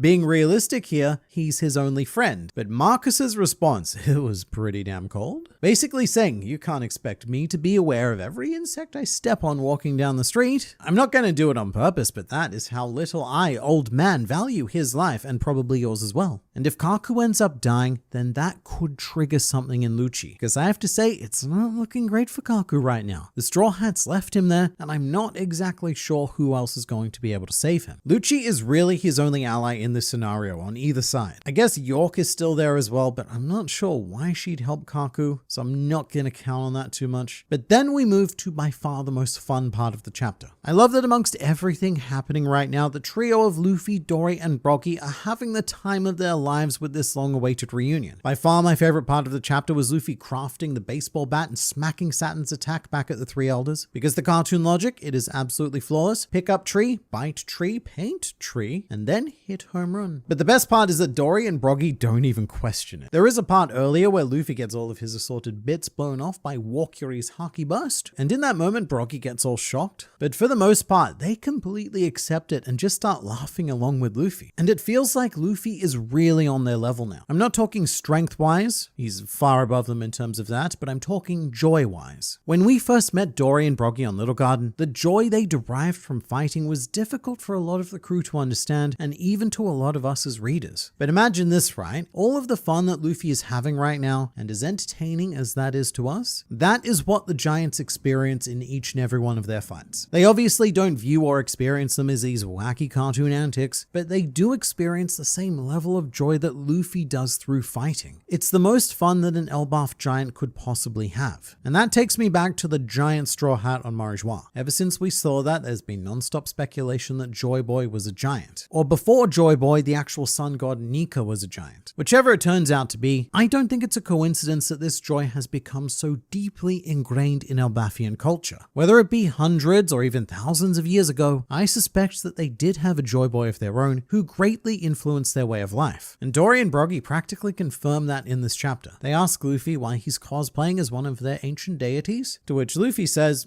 he knows nothing about this deity, and swiftly moves on, stating that their job here is to run, not to fight. Because the Marines have this island almost completely surrounded, and it's very much like the birdcage all over again. You've got that same feeling of suffocation happening. So Dory signals retreat, and now the race is on, which makes things so much more annoying for the Marines and the Elders. They not only have to stop Vegapunk's message going live in 6 minutes, but they also need to further divide their attention and stop all of these small groups from escaping. And then Oda gives us something that I have wanted for a very long time in this arc, which is a mini-map of the current scenario, which shows us that the Straw Hats and the Vegapunks and the Bonnie are going to arrive at the giant warrior pirates vessel in waves. The first wave is Bonnie's group, and they're potentially in a little bit of trouble now, because there are 3 Vice Admirals waiting to intercept them, which could prove challenging for that group, which I believe consists of Bonnie, Frankie, and Atlas. I mean, Frankie's a pretty useful dude, but 3 Vice Admirals feels like a lot for him, whereas Frankie is the kind of guy who specializes more in one-on-ones. But the pressure is still on the Marines because the second wave contains Sanji and, well, only Sanji, I think. Dr. Vegapunk is listed on the mini-map, but it's more like Vegapunk's corpse. In the mini-map, Oda even puts little X's over his eyes, which I think is morbidly cute. So I don't think that the corpse is going to be particularly useful. Who knows? It might be. But as soon as Sanji gets there, I don't see 3 Vice Admirals being too threatening. But my major concern is actually Sanji being intercepted before he can make it to the ship. So the groups are traveling in a very familiar trajectory at the moment, which is that funky curve around the island. And that's exactly what Ethan Baron Venus Juro did in the previous chapter when he was disabling all of the Pacifista. He was going around the island and is thus eventually on track to either intercept Sanji or appear where Bonnie's group currently are, which is always dangerous because if you are a character who is not Luffy, then I don't know how you deal with him even briefly. Although Dory and Broggy did do a pretty decent job of taking on Topman Walkyrie, and they use a defensive technique called Svalin, which is a shield in Norse mythology that parks itself in front of the sun to protect the world from excessive heat. Sort of like that episode of The Simpsons where Mr. Burns blocks out the sun from Springfield, but in the case of Svalin, it's actually a good thing. And there's a pretty great flip happening here. In this case, Dory and Broggy aren't protecting the world from the sun, they are protecting the sun from the world. But Luffy, Dory, and Broggy are group 3 in line to reach the giant warrior pirate ship. Unfortunately, they have by far the most problems. They do have Saint Saturn, Saint Jupiter, and Saint Topman Walkyrie to deal with, and I do continue to worry about the potential of Dory and Broggy perhaps dying. So this is something that was brought to my attention by Murphy Napier, which is the idea of Dory and Broggy potentially seeking out whatever the Elbafian equivalent of Valhalla is. Valhalla being the majestic hall of Asgard that only those who die in glorious battle may enter. And when it comes to glorious battle, how much better is it going to get than this? They're fighting these seemingly immortal godlike creatures. Could they possibly ask for more worthwhile opponents? I'm not saying that they're going to throw their lives away, but if it came down to that's what needs to happen to save Luffy or any of the Straw Hats, then the two of them could decide that this is a good day to die. And if so, they would probably go down as some of the most legendary giants in all of Elbaf history. They might even become deified themselves a couple of 100 years down the line. I also have to mention that Topman Walkyrie has gone out of his way to prove why he is my favorite favorite design from the last chapter, with an incredible roar of Conqueror's Haki that he spread throughout the island and even beyond. It's quite rare that Conqueror's Haki has such a tangible effect, because you can see it blasting through the island and doing stuff like skewing and warping buildings. Although that might not be the Conqueror's Haki itself, that might just be the raw power of Pig with some Conqueror's Haki mixed in. Regardless, these 5 guys are definitely proving why they sit at the top of the planet, because they do have the overwhelming presence of true conquerors. And I'm currently struggling to think of an example of Conqueror's Haki that is on a greater scale than what we saw in this chapter. But it doesn't matter because this is not great for us. But the group I'm most worried about are the Straw Hats that are still on the upper area, which is a lot of them actually. We've got Nami, Usopp, Brook, Zoro, and Jinbei. All everyone else has to do is run in a slightly curved line. But these guys, they need to find a way to get themselves and get the Sunny down to the giant warrior pirate ship. Meanwhile, someone who's having more of an internal crisis is our formerly fearsome Marine Admiral Kizaru, who is now wallowing on the floor. He hasn't even changed his position. He still has his arm over his eyes. And surely it's to cover the tears. He can't allow any of the manly Marine men to see their leader in this state. After killing Vegapunk, I guess all of the feelings have come flooding out, and it's really kind of sad to see him like this. And I mean sad in several different ways. One is that I think it's really sad that he doesn't have the willpower to fully commit to one course of action or the other. Whether it's to help your friend or doom your friend, it really doesn't feel to me like Kizaru was capable of exercising any will in this situation. But it's also sad to see such a broken man in general. To watch someone fall from such a high position, because Kizaru as a Marine Admiral is meant to be a representation of justice at its highest and strongest levels. And today, his justice failed. He knows it, we knows it. Justice is dead, but he can't let everyone else know that. And of course, our big cliffhanger is an old favorite. We've done this cliffhanger a couple of times before, but we have another chapter full stop featuring the Iron Giant, who has now decided to get up and appears to have a consciousness of its own, which ties into the arc theming quite well, given that we've been discussing the idea of how much of Bartholomew Kuma still exists in this almost purely cyborg form. As far as any of the Vegapunks could tell, the Iron Giant was not a living being. It was a highly sophisticated mishmash of metals, but it's clearly significantly more than that, because it wakes up and it immediately apologizes to Joy Boy. And there's a lot of apologies happening from and around Joy Boy. Something went very, very wrong 800 years ago during the Void Century, and now that we've met yet another Nakama of this mythical figure, I think that we'll be getting some answers sooner than we may have expected. And we're going to talk about everything regarding Joy Boy, the Iron Giant, and the Void Century in the next video.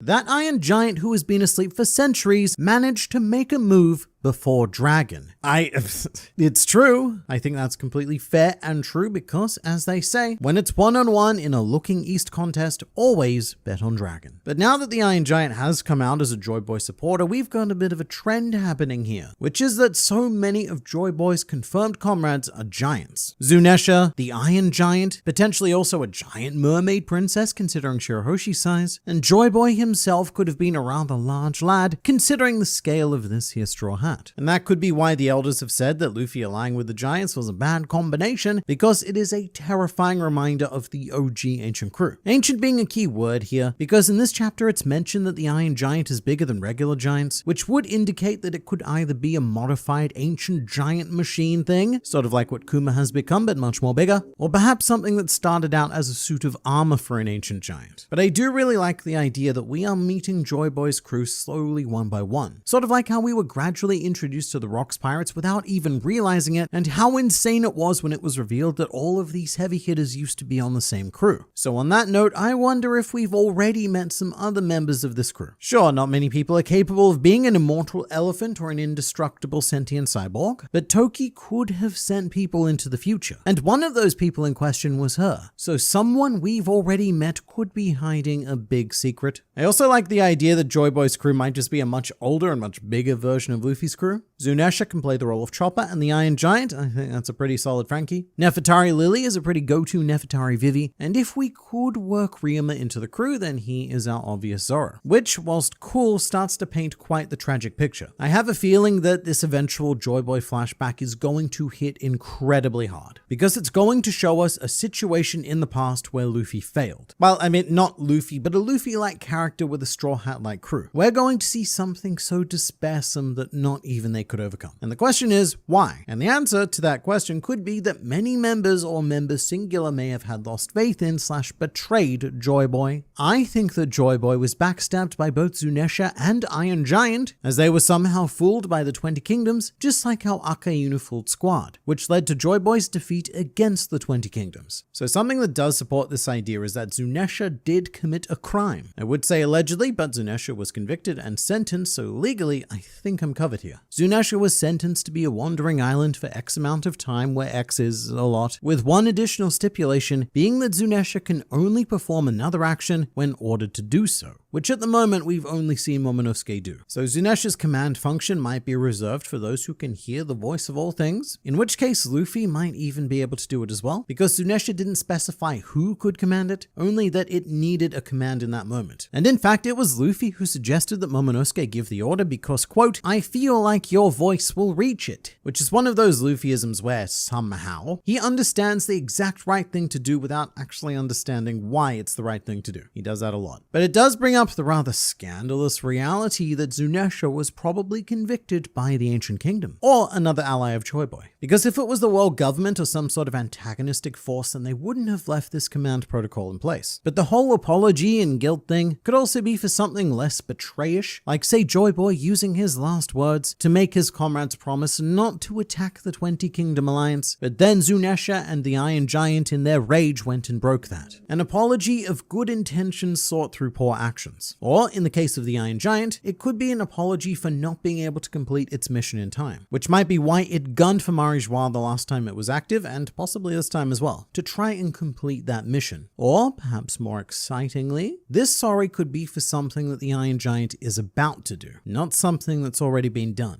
Dr. Vegapunk said an undying flame powered all ancient devices, and it reacted to Luffy's fight. I think the Mother Flame comes from Joy Boy, so when he was defeated, the ancient city and weapons fell silent, causing their side to lose the war. I don't think that Vegapunk specifically said that all ancient devices were powered by this source, but it would make sense. If you've got a power source that's so efficient and so, I guess, infinite, then why not use it for as much as you can? And with what the commenter proposed, it does conjure the concept of an autosis pylon in my mind, a concept from StarCraft, where a single source is responsible for powering multiple structures, and if that source goes down, then you lose everything. Whether it's metaphorical or literal, that is Luffy in the current climate. He is the lone source of infinite hope that drives people to believe that there could be a better world. And if he goes down, then that's the end. Everyone else powers down with him. And I suppose that could have happened in a more literal sense with the Ancient Kingdom technology. An idea made all the more possible due to Imu's super weapon being powered by the Mother Flame, a sort of imitation fuel source. And the world government could have had the ancient weapon Uranus this entire time, having commandeered it after the war, and left it just sitting there in the back of Imu's shed because he couldn't figure out how to power it. Perhaps the ancient weapons, and minus Poseidon I guess, were created specifically to combat Imu and his geriatric associates, because they could harness the power of light and flames and all the fun stuff. And now that the Iron Giant is active, it may show us how we can actually damage the Elders. Despite Luffy's perpetual confusion, it is definitely possible, because Saint Saturn has that scar on his face, and this often goes unnoticed, but so does Saint Shepherd Jupiter. He has a scar across his neck. So what do you think the odds are that he got that scar in his sandworm form, and that someone was hacking away at his neck, with the scar stopping just before it gets all the way? So someone could have been this close to actually killing an Elder. These guys have definitely seen some serious fight battling though, and as dire as the Egghead situation is for them, I have to conclude that this is nowhere near the worst they've seen. I'm hoping that the Iron Giant can take a step towards changing that, but as excited as I am for this Iron Giant to finally be doing something, every time I think of it, I also think of Vice Admiral Bluegrass. She and Vice Admiral Doll are heading inland, and Bluegrass's Devil Fruit ability is the ultimate counter to the Iron Giant, as well as pretty much anything else that Egghead Island could hope to throw at the world government. So we've really got to hope that this surprisingly fashionable old lady has a much more reasonable sense of justice than, say, Kizaru, or we are gonna be in trouble. Why hasn't anyone talked about when Vegapunk Stella first appeared to us by phasing through the Iron Giant? This is one of those things I completely forgot about, and it took the the animator recently remind me. The first time we met Stella, we met half of him because he accidentally warped and or phased into the Iron Giant, leading to speculation that he may have been trying to get inside to investigate it. And I don't know if this is the same ability, but later on Vegapunk does warp and or teleport away to the control room, which is making me a little bit paranoid now because I'm starting to ask questions. Questions like, well, why didn't he just warp away from Kizaru instead of, dying? Or questions like, is he even dead? Was the Vegapunk we saw actually him or another funky clone thing? And is everything that just happened here a clever ruse? And the answer to that is, probably not, because Oda almost always prefers to keep ideas simple and straightforward. So whilst fans like me will grab onto every little thing like the warping and the light touching gloves, and then assume that this is ingenious setup for a major plot point down the line, the reality is that it's usually just a fun idea that Oda wanted to draw and didn't really think twice about it. Correct me if I'm wrong, but I think this is the first time Lucci actually showed concern for a comrade. He actually cared about Kaku's safety. So in the chapter review, I went over Lucci's dynamic with Kaku, but it's also worth addressing CP9 as a whole, because Rob Lucci wouldn't even be alive if it wasn't for the other agents saving him at any slobby, and they eventually found him a doctor, but his medical treatment was so expensive that each of the agents had to take up jobs in the small town of St. Poplar. It's a bizarrely sweet story of this group of antagonists who were almost completely emotionless killing machines during their arc, but CP9 minus Spandam do genuinely care for one another. Remember that they did grow up as children on that special secret agent island, and in their cover story they even go bowling together, and it's not for any reason other than to have fun and spend time together. So whilst I would say that Lucci and Kaku do definitely have the stronger bond in the group, I think that Lucci probably would have made this request for any CP9 agent. Again, with the exception of Spandam, because all of the other agents went out of their way to save Lucci when he was in an even worse situation than Kaku is currently. And also, maybe it's time for Lucci to come down from this pedestal of pride and be humbled a little, because he has quite thoroughly smoked himself on Egghead Island, smoked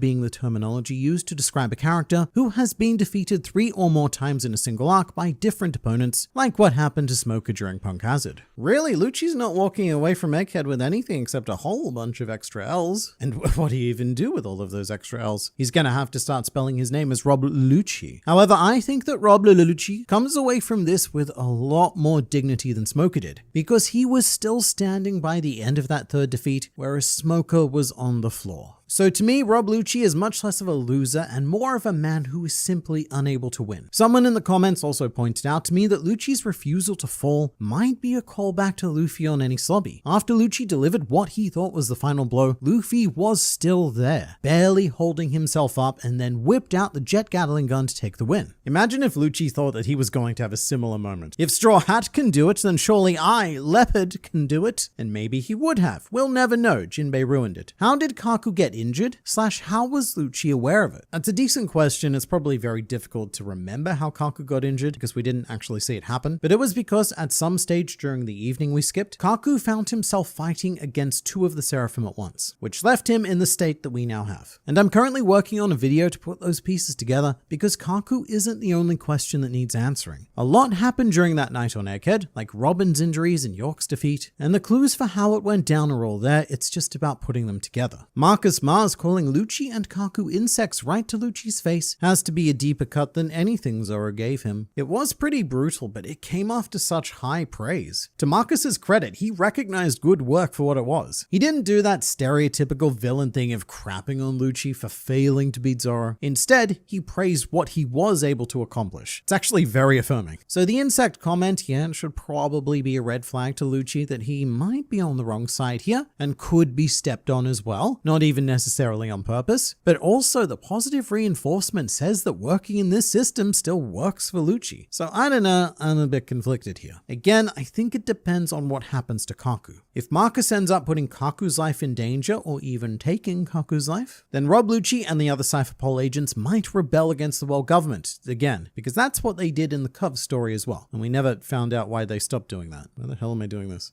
I think a lot of people are misunderstanding Zoro's fight. Okay, so this comment comment is an explanation of Zoro's motives during the fight that I like quite a bit. Lucci got on the island immediately to capture Luffy because he didn't see or respect him as an Emperor of the Sea. Zoro, arguably being the most honorable member to Luffy, wanted to prove Lucci wrong by defeating him even without his full strength. Much like Mihawk fighting Zoro with his knife, he seems to have the same philosophy as not hunting rabbits with a cannon. Look, I'm fully aware that we could just be making excuses for Zoro at this point, but I really like this interpretation. Rob Lucci was being quite the cat brat in the beginning, refusing to recognize Luffy as the thing it is that everyone else does. So Zoro's taking this attack on his captain's honor quite personally by proving just how far ahead of Lucci that Luffy is. Because if Lucci can't even beat Zoro, who is not particularly trying hard, then he has no chance of ever reaching Luffy. However, is this the smartest thing to do right now? No. However, is Zoro the smartest person? Also no. If Luffy wasn't a member of the Straw Hats, then Zoro would undoubtedly be the dumbest, but that's why they work so well together, because they share that, how shall we say, unique wavelength. I think that the baseball number 56 is an anime reference to Major.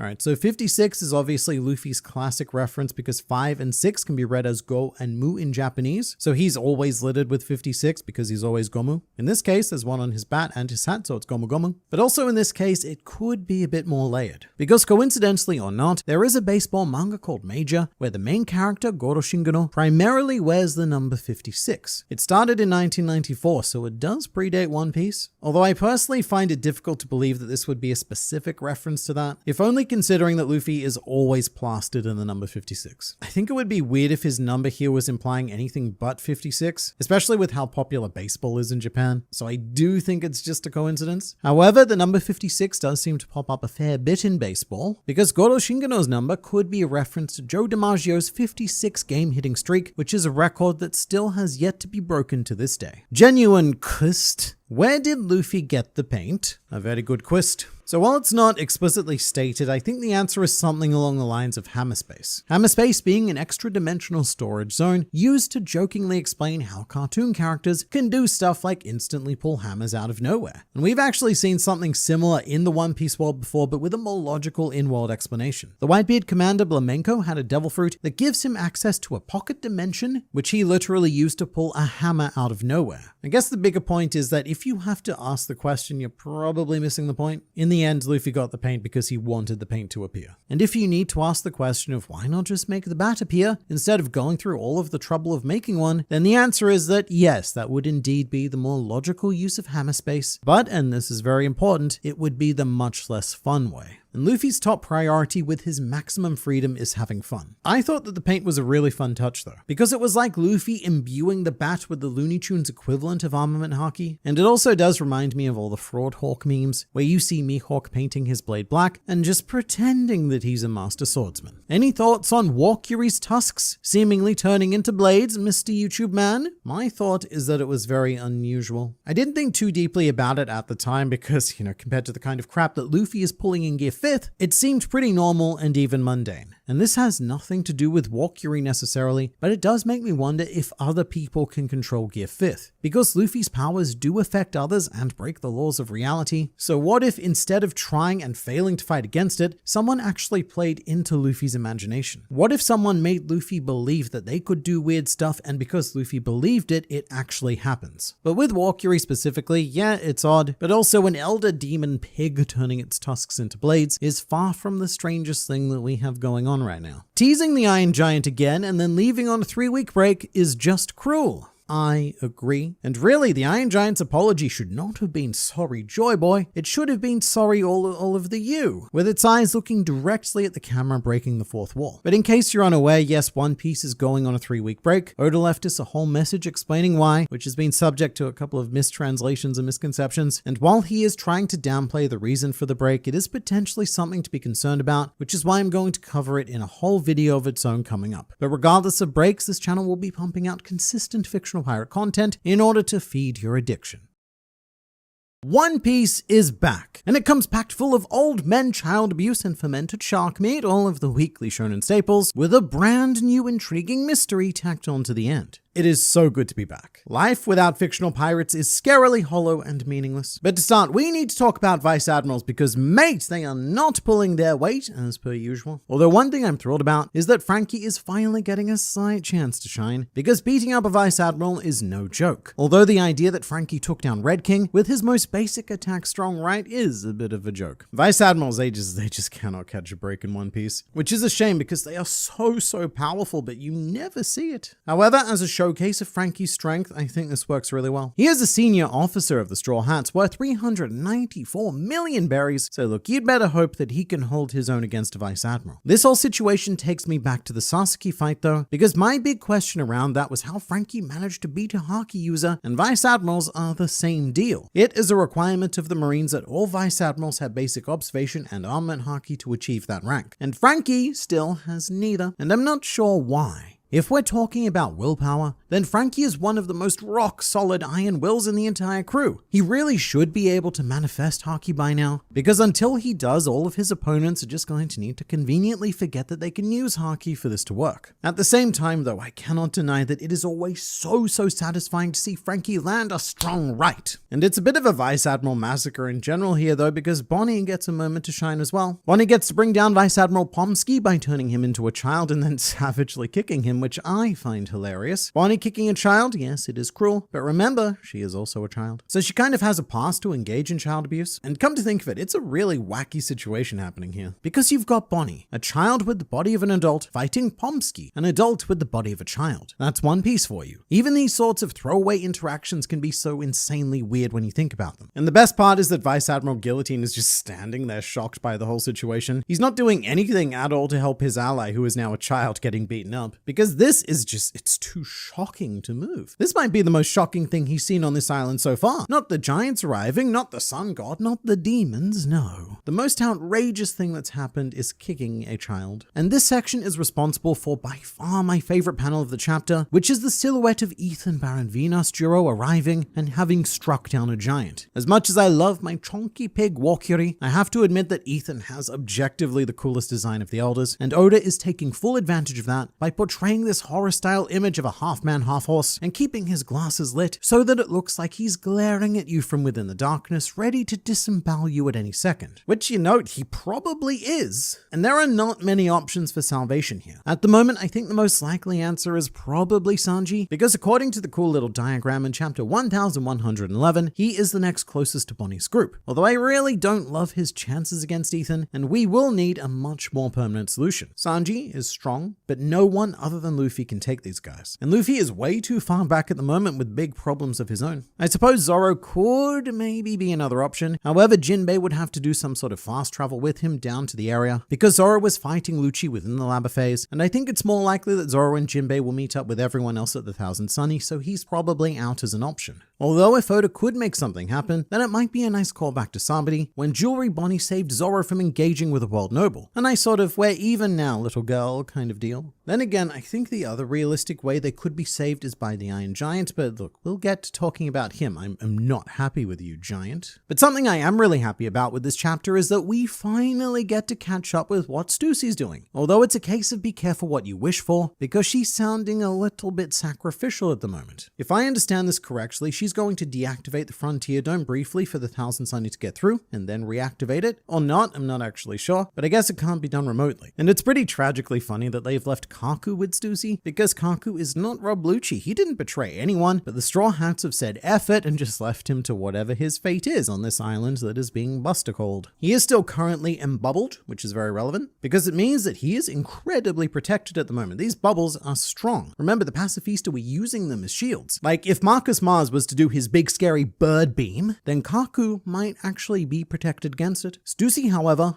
would not. And I wouldn't be surprised if Stussy purposely kept Kaku in the bubble in order to save him. Because sure, Stussy betrayed them, but I don't think that she has anything personal against Lucci or Kaku. She's quite an empathetic person, and I'm sure that she's formed some kind of bond with them after having worked with them for so long. So right now, I am getting Law in the treasure chest kind of vibes. When Rocinante took Law, stuck him in a box, and then put him in a bubble of silence to hide him. And maybe this leads to a future cover story where, amongst the remains of Egghead Island, Rob Lucci finds Kaku in a bubble, and they go off to do whatever it is a giraffe and a leopard want to do. Or maybe Stussy survives as well, and it's a CP0 cover story. But in addition to Stussy, Edison is also starting to worry me quite a bit. He's already pretty significantly damaged, and now he's gone and brute forced his way through the Frontier Dome. What a boss maneuver. But he's not coming out of this unscathed. Edison's damage assessment was 78%, so even if he does survive this, he's not going to be in a good way, and he'll very much be at the mercy of any Elder Star in his general vicinity. And I'm not entirely sure what Edison's plan is. The idea is that a coup de burst won't give the Sunny the distance it needs to get all the way out to the sea, and without the Vega Force 1, they don't have the mechanism to carry the Sunny that little extra bit. But Edison, he seems confident, so sure. For now, I'm going to put my trust in 1/6 of the smartest man in the world. Meanwhile, 3/6 of the world's smartest man are still chilling with their coffee in this chapter, which to be fair, they are assumed dead, so they've earned a break. But we were pretty damn close with the assessment of how long it would take us to hear the message. My prediction, based on other time limits that Oda has given us throughout the history of One Piece, was that we would be hearing the message in this chapter. And now we're only 1 minute away, so not quite dead on, but close. So I reckon that by the end of the next chapter, the big cliffhanger there is going to be the message beginning, or like an ominous 10-second countdown till the message begins sort of thing. Speaking of cliffhangers, that happens quite literally with Saint Saturn hanging off the lava phase, and mate, I did not expect to see him here. Because you see, Saint Saturn, he's been very sneaky. The last time we saw him was fighting alongside Walkure and Jupiter, and it's like that classic situation when you spot a spider in your house. Once you see it, you cannot take your eyes off it, because the moment you do, it vanishes. And you don't know where it's gone. It could be anywhere. And that's what Saturn's done here. We took our eyes off him for a second, a 3-week-long second, and he effed off. And I love the idea that Saturn has just sneakily backed away and found something else to do because he is sick of being wrecked by Luffy. He's all like, all right, Big Pig and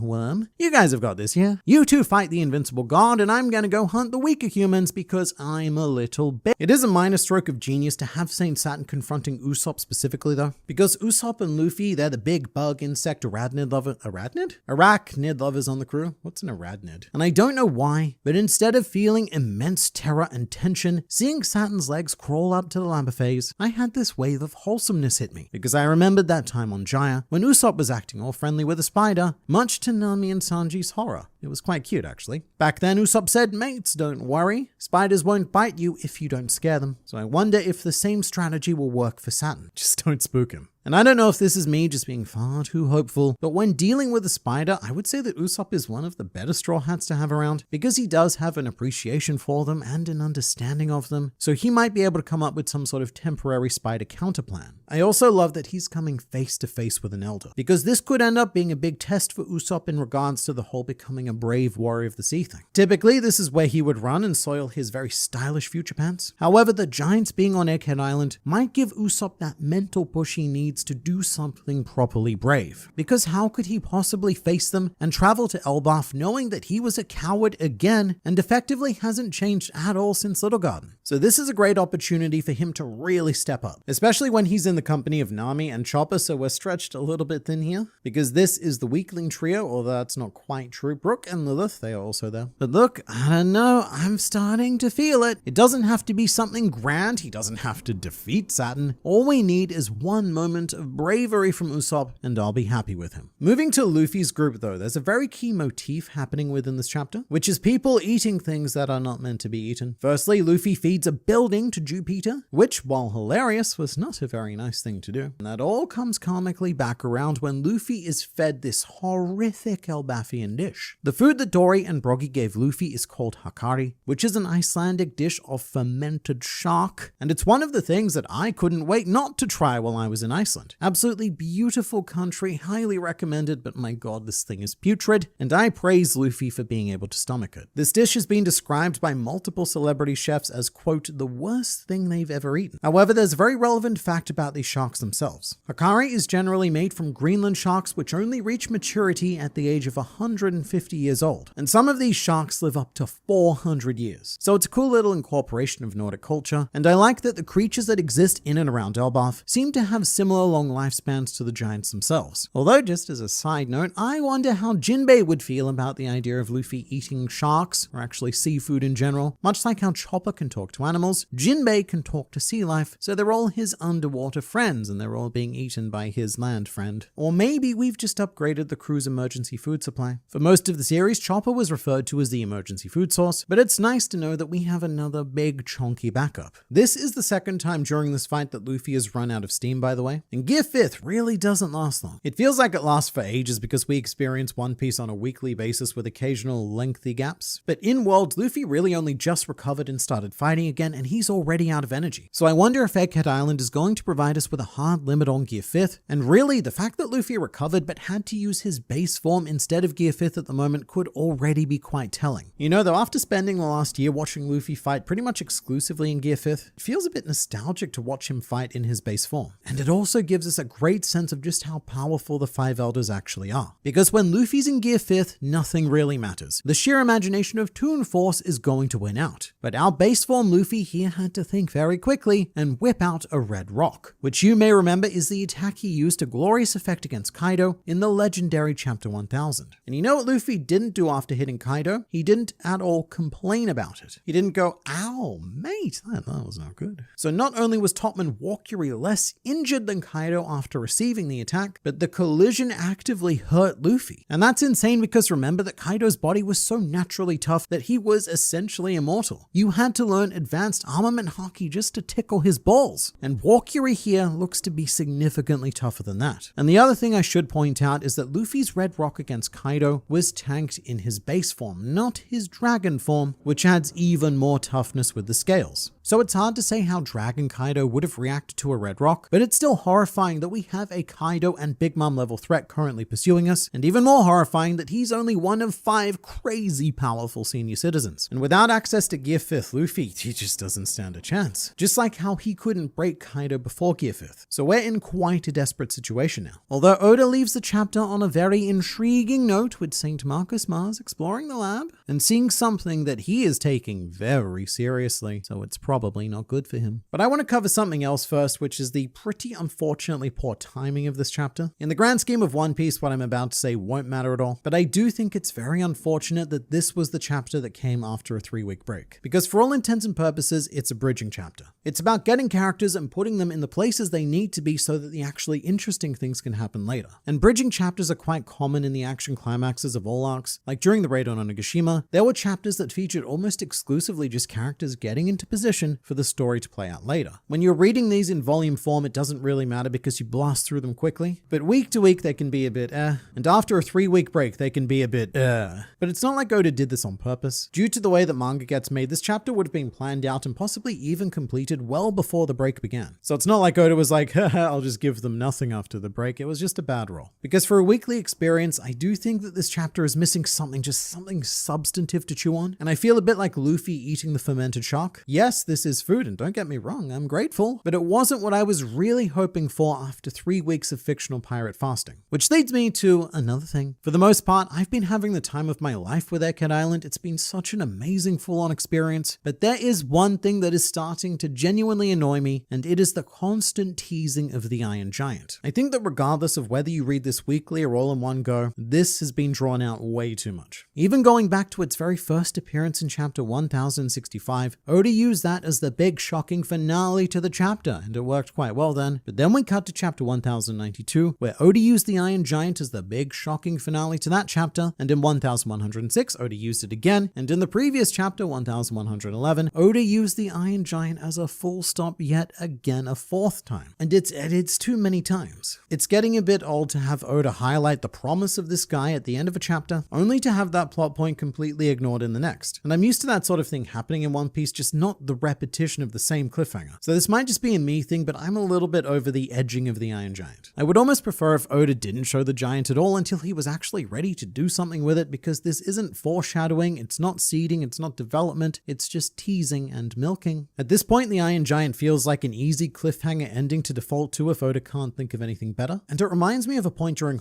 Egg Island where Oda ended a chapter the exact same way twice. The final panels of chapter 876 and 885 are almost identical. Sanji's doing the same pose and saying more or less the same thing with the whole knockout Big Mom business, and that was the first time in One Piece where I thought to myself that it was really off for Oda to end two chapters in the exact same way. It's like a comedian using a punchline twice and expecting to still get the same level of laughs as the first time. The long story less long, that's how I feel about the Iron Giant in Egghead. I'm sure he'll be amazing when we finally do get around to something, but there's only so many times you can end a chapter teasing it and still have me excited to see it in the next one. However, what I am very excited for is to see whatever Marcus Mars is seeing. Right now, we don't have a lot of clues except for one curious and very specific sound effect that might give away the game, and we are going to be talking about all of that in the next video.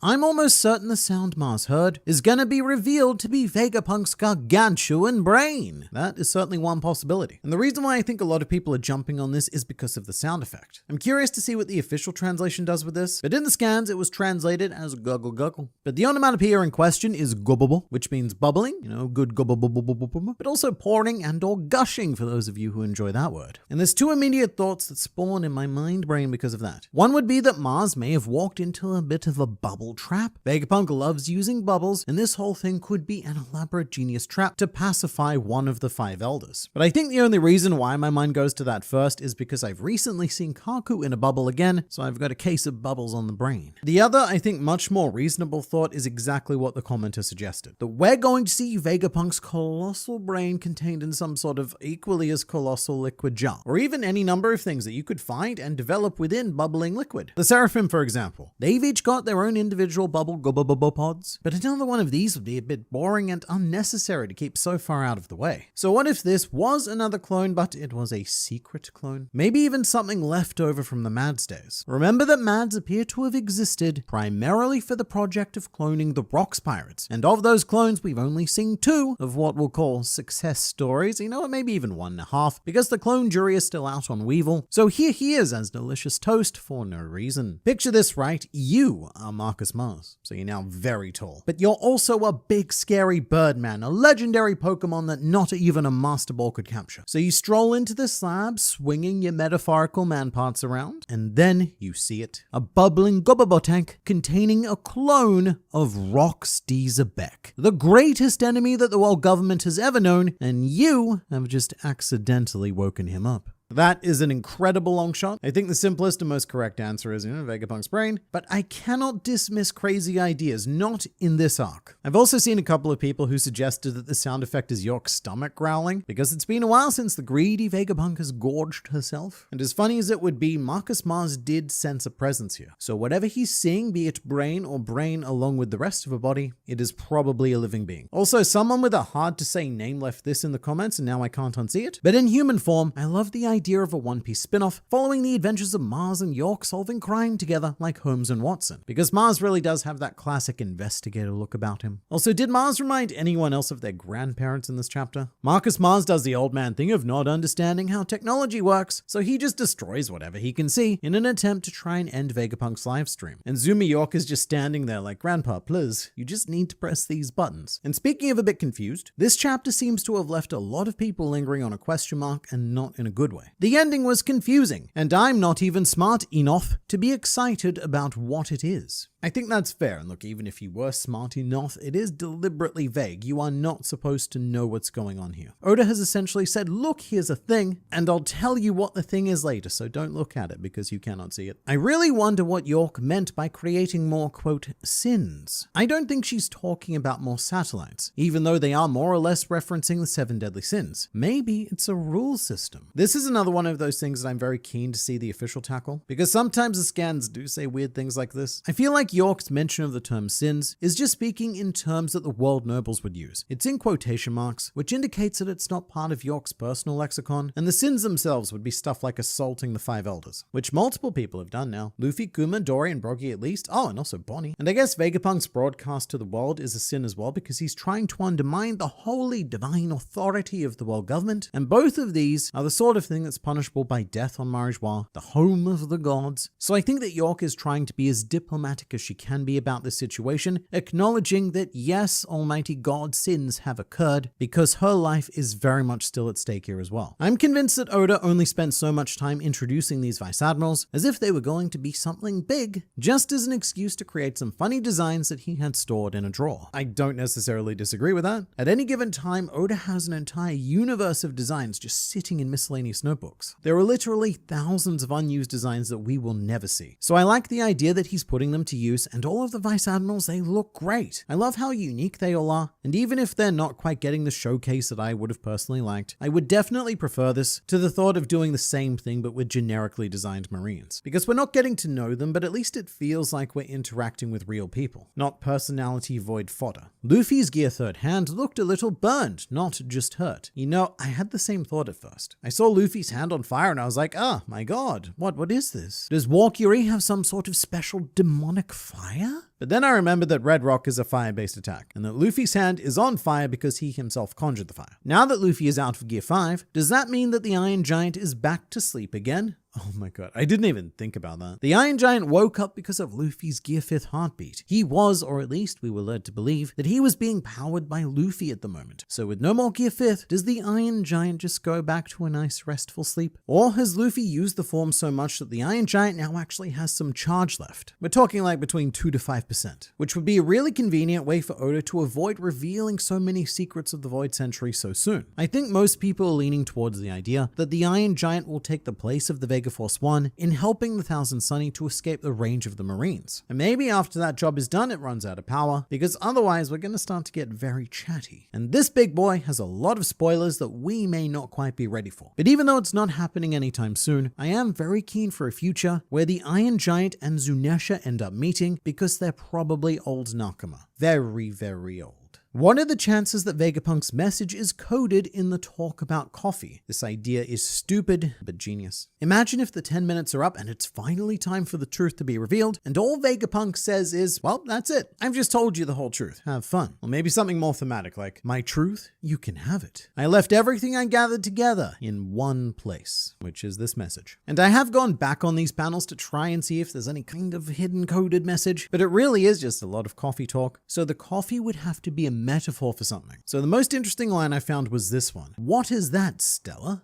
Why, it's the dream of all mankind. Vega coffee. One little speck of this stuff dropped in water and you've got instantly nice warm coffee. And I don't know, maybe that's just the ad that One Piece Twitch is playing before Vegapunk's stream, or it could just be comical hyperbole, but any mention of dreams, especially the dreams of all mankind, is something that should not be easily dismissed. For all we know, Vegapunk's giving us the secret to reaching Laugh Tale through this coffee code, or even just using it as a metaphor to describe Luffy. Just one drop of Luffy into the world, and you've got nice warm hopes and dreams. It might even be a coded message for the remaining Vegapunks, something that no one but their crazy minds would understand. But even if it's none of that, I love that Vegapunk made coffee to fill the 10 minutes and he can't even drink it because it's still too hot for his large sensitive tongue, and it will not cool down by the time that the 10 minutes are up. Although who knows, they have still got a minute to invent something to cool it down, which I think they're already working on. But there is something quite absurdist about this whole situation, which could either be incredible Oda writing, layering, foreshadowing, giving away the game via coffee, or it could just be the Vegapunk screwing around. Frankie has Centaur mode. There should be a Centaur versus Centaur situation. Mate, true. How could I forget that Frankie actually has the solution to dealing with Ethan? You want to be a Centaur? I will be a Centaur as also. Haki doesn't make you invincible though. Luffy defeated the Boa sisters without armament or observation Haki back in Amazon Lily. If you're strong enough, you can bypass Haki defenses. So this is a reference to me pointing out the oddity of Frankie beating Red King when Red King is a confirmed Haki user and Frankie is not. And to be fair, I probably didn't word this as well as I could have. The point wasn't that a non-Haki user should never be able to beat a Haki user. It's not that specifically Frankie shouldn't be able to beat his Haki using opponents. I just find it weird that his Haki using opponents don't ever use their Haki against Frankie or Robin or any of the Straw Hats without Haki, which makes it feel like a story convenience. I'm all for them showing Haki and Frankie just plowing through them regardless. That would be very thematically appropriate. Frankie physically manifesting his own iron will by constructing this body, that would be really cool. It just feels like certain members of the Straw Hats are playing this game on easy mode, where the enemies don't have Haki and have like half the health, whereas the monster trio are playing One Piece on hardcore, where every enemy has 10 times the health and all of the Haki. In regards to the example in the comments, Luffy didn't, technically beat the Boa sisters. He tied their tails together, which in retrospect is a very fun, cartoony solution, and then he hopped onto Sandersonia's back to hide her tattoo, at which point Hancock stopped the fight. I'm not saying that Luffy wouldn't have won. He definitely would have. I just don't think that using the Boa sisters is a great example, especially because they're not anywhere near the same scale of opponents as, say, the Tobiropo.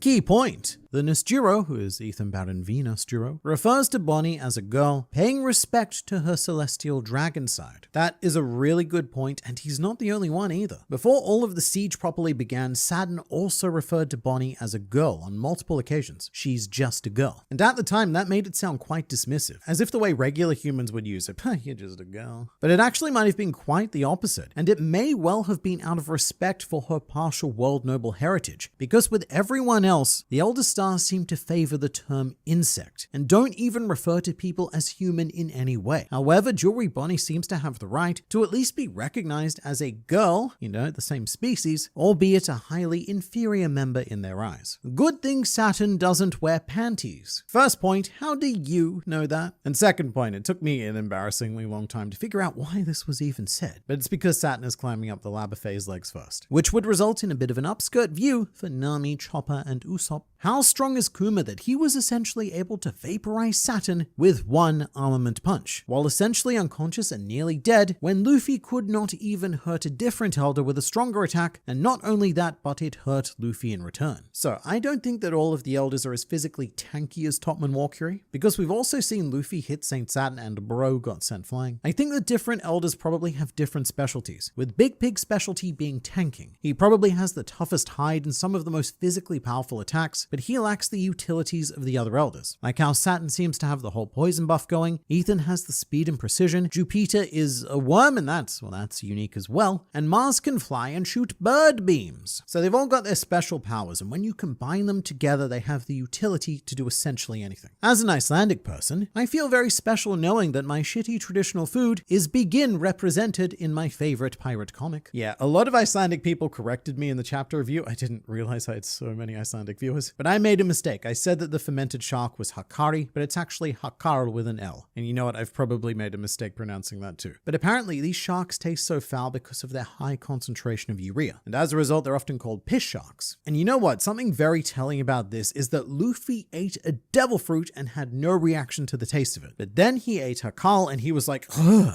So Hakal tastes even worse than a devil fruit. So there is a lot to be proud about if you're Icelandic. Not just the piss sharks, but there's also the elves that live in the rocks, the crazy 80s hair metal horses. There's also a penis museum, dicks for days in there, and of course Cronin, where I went that one time to buy groceries. What I currently don't get is the power scaling. How were pirates ever a threat to anything with the 5 elders in the picture? It's probably because in one-on-one fights, or even in 5-on-1 fights, sure, the elders are pretty guaranteed to beat anyone, but again, they do have their specialties and probably have bad matchups. Like, I don't imagine that Saint Saturn is going to fare particularly well against an opponent like Kaido, but all 5 elders together could probably bring him down. But also, there's only so much that 5 individuals can do to maintain global order. If tens of thousands, maybe hundreds of thousands of people simultaneously rise up against them, it doesn't matter if they're the 5 strongest beings, they cannot handle that. I mean, consider what's happening right now in Egghead. You've got all 5 elders and they're still being stretched quite thin on a mission to capture or kill or stop less than like 20 people. And only one of those less than 20 people is really capable of fighting back against them. And they're still really struggling struggling to get the job done. So when emperors like Big Mom or Whitebeard rock up who can equal if not surpass them in strength, and they have tens of thousands of pirates behind them, you can see that it's not a problem easily dealt with. Ideally, the Five Elders are probably meant to be the last line of defense. When everything goes to hell, we embrace said hell and become frontline demons. Also, as a matter of winning over the world's trust, it's probably in their best interest to keep these powers secret. They have to maintain the facade of being holy beings, and constantly using their abilities in public against powerful pirates causing problems would be no good because people would see them. And it's the job of the Five Elders to make sure that no one knows that the devil actually exists. Yamato is going to Egghead Island. Alright, I've seen a lot of people with this impression and I don't quite know why. In the cover story, we see Kinemon giving Yamato a parting gift in exchange for a favor that Kinemon wants done. So I think that some people read the word parting and immediately assume that Yamato is leaving Wano, as if that's the only place you could part from. But Yamato is just departing the flower capital. The whole idea is for Yamato to travel around Wano first, which I imagine is all this cover story is going to tell. So whatever Kinemon wants done, it's probably much more mundane than what some people are hoping. It's probably something like help my wife rebuild Okobori Town, which was burned down by Hold'em. When are Kid and Law returning? I don't know, but I think the question we should be asking is, how long can Kid and Law hold their breath? Because we've left them both deep in the waters of the New World. And I don't think we're done with them, but these gents need a gap year or something from piracy to really reflect on their actions and figure out what they want to / what they can realistically do for the future. And if you'd like to be the first to know when Law and Kid do make their life choices, then don't forget to subscribe to this channel for consistent injections of One Piece culture administered directly into your YouTube feed.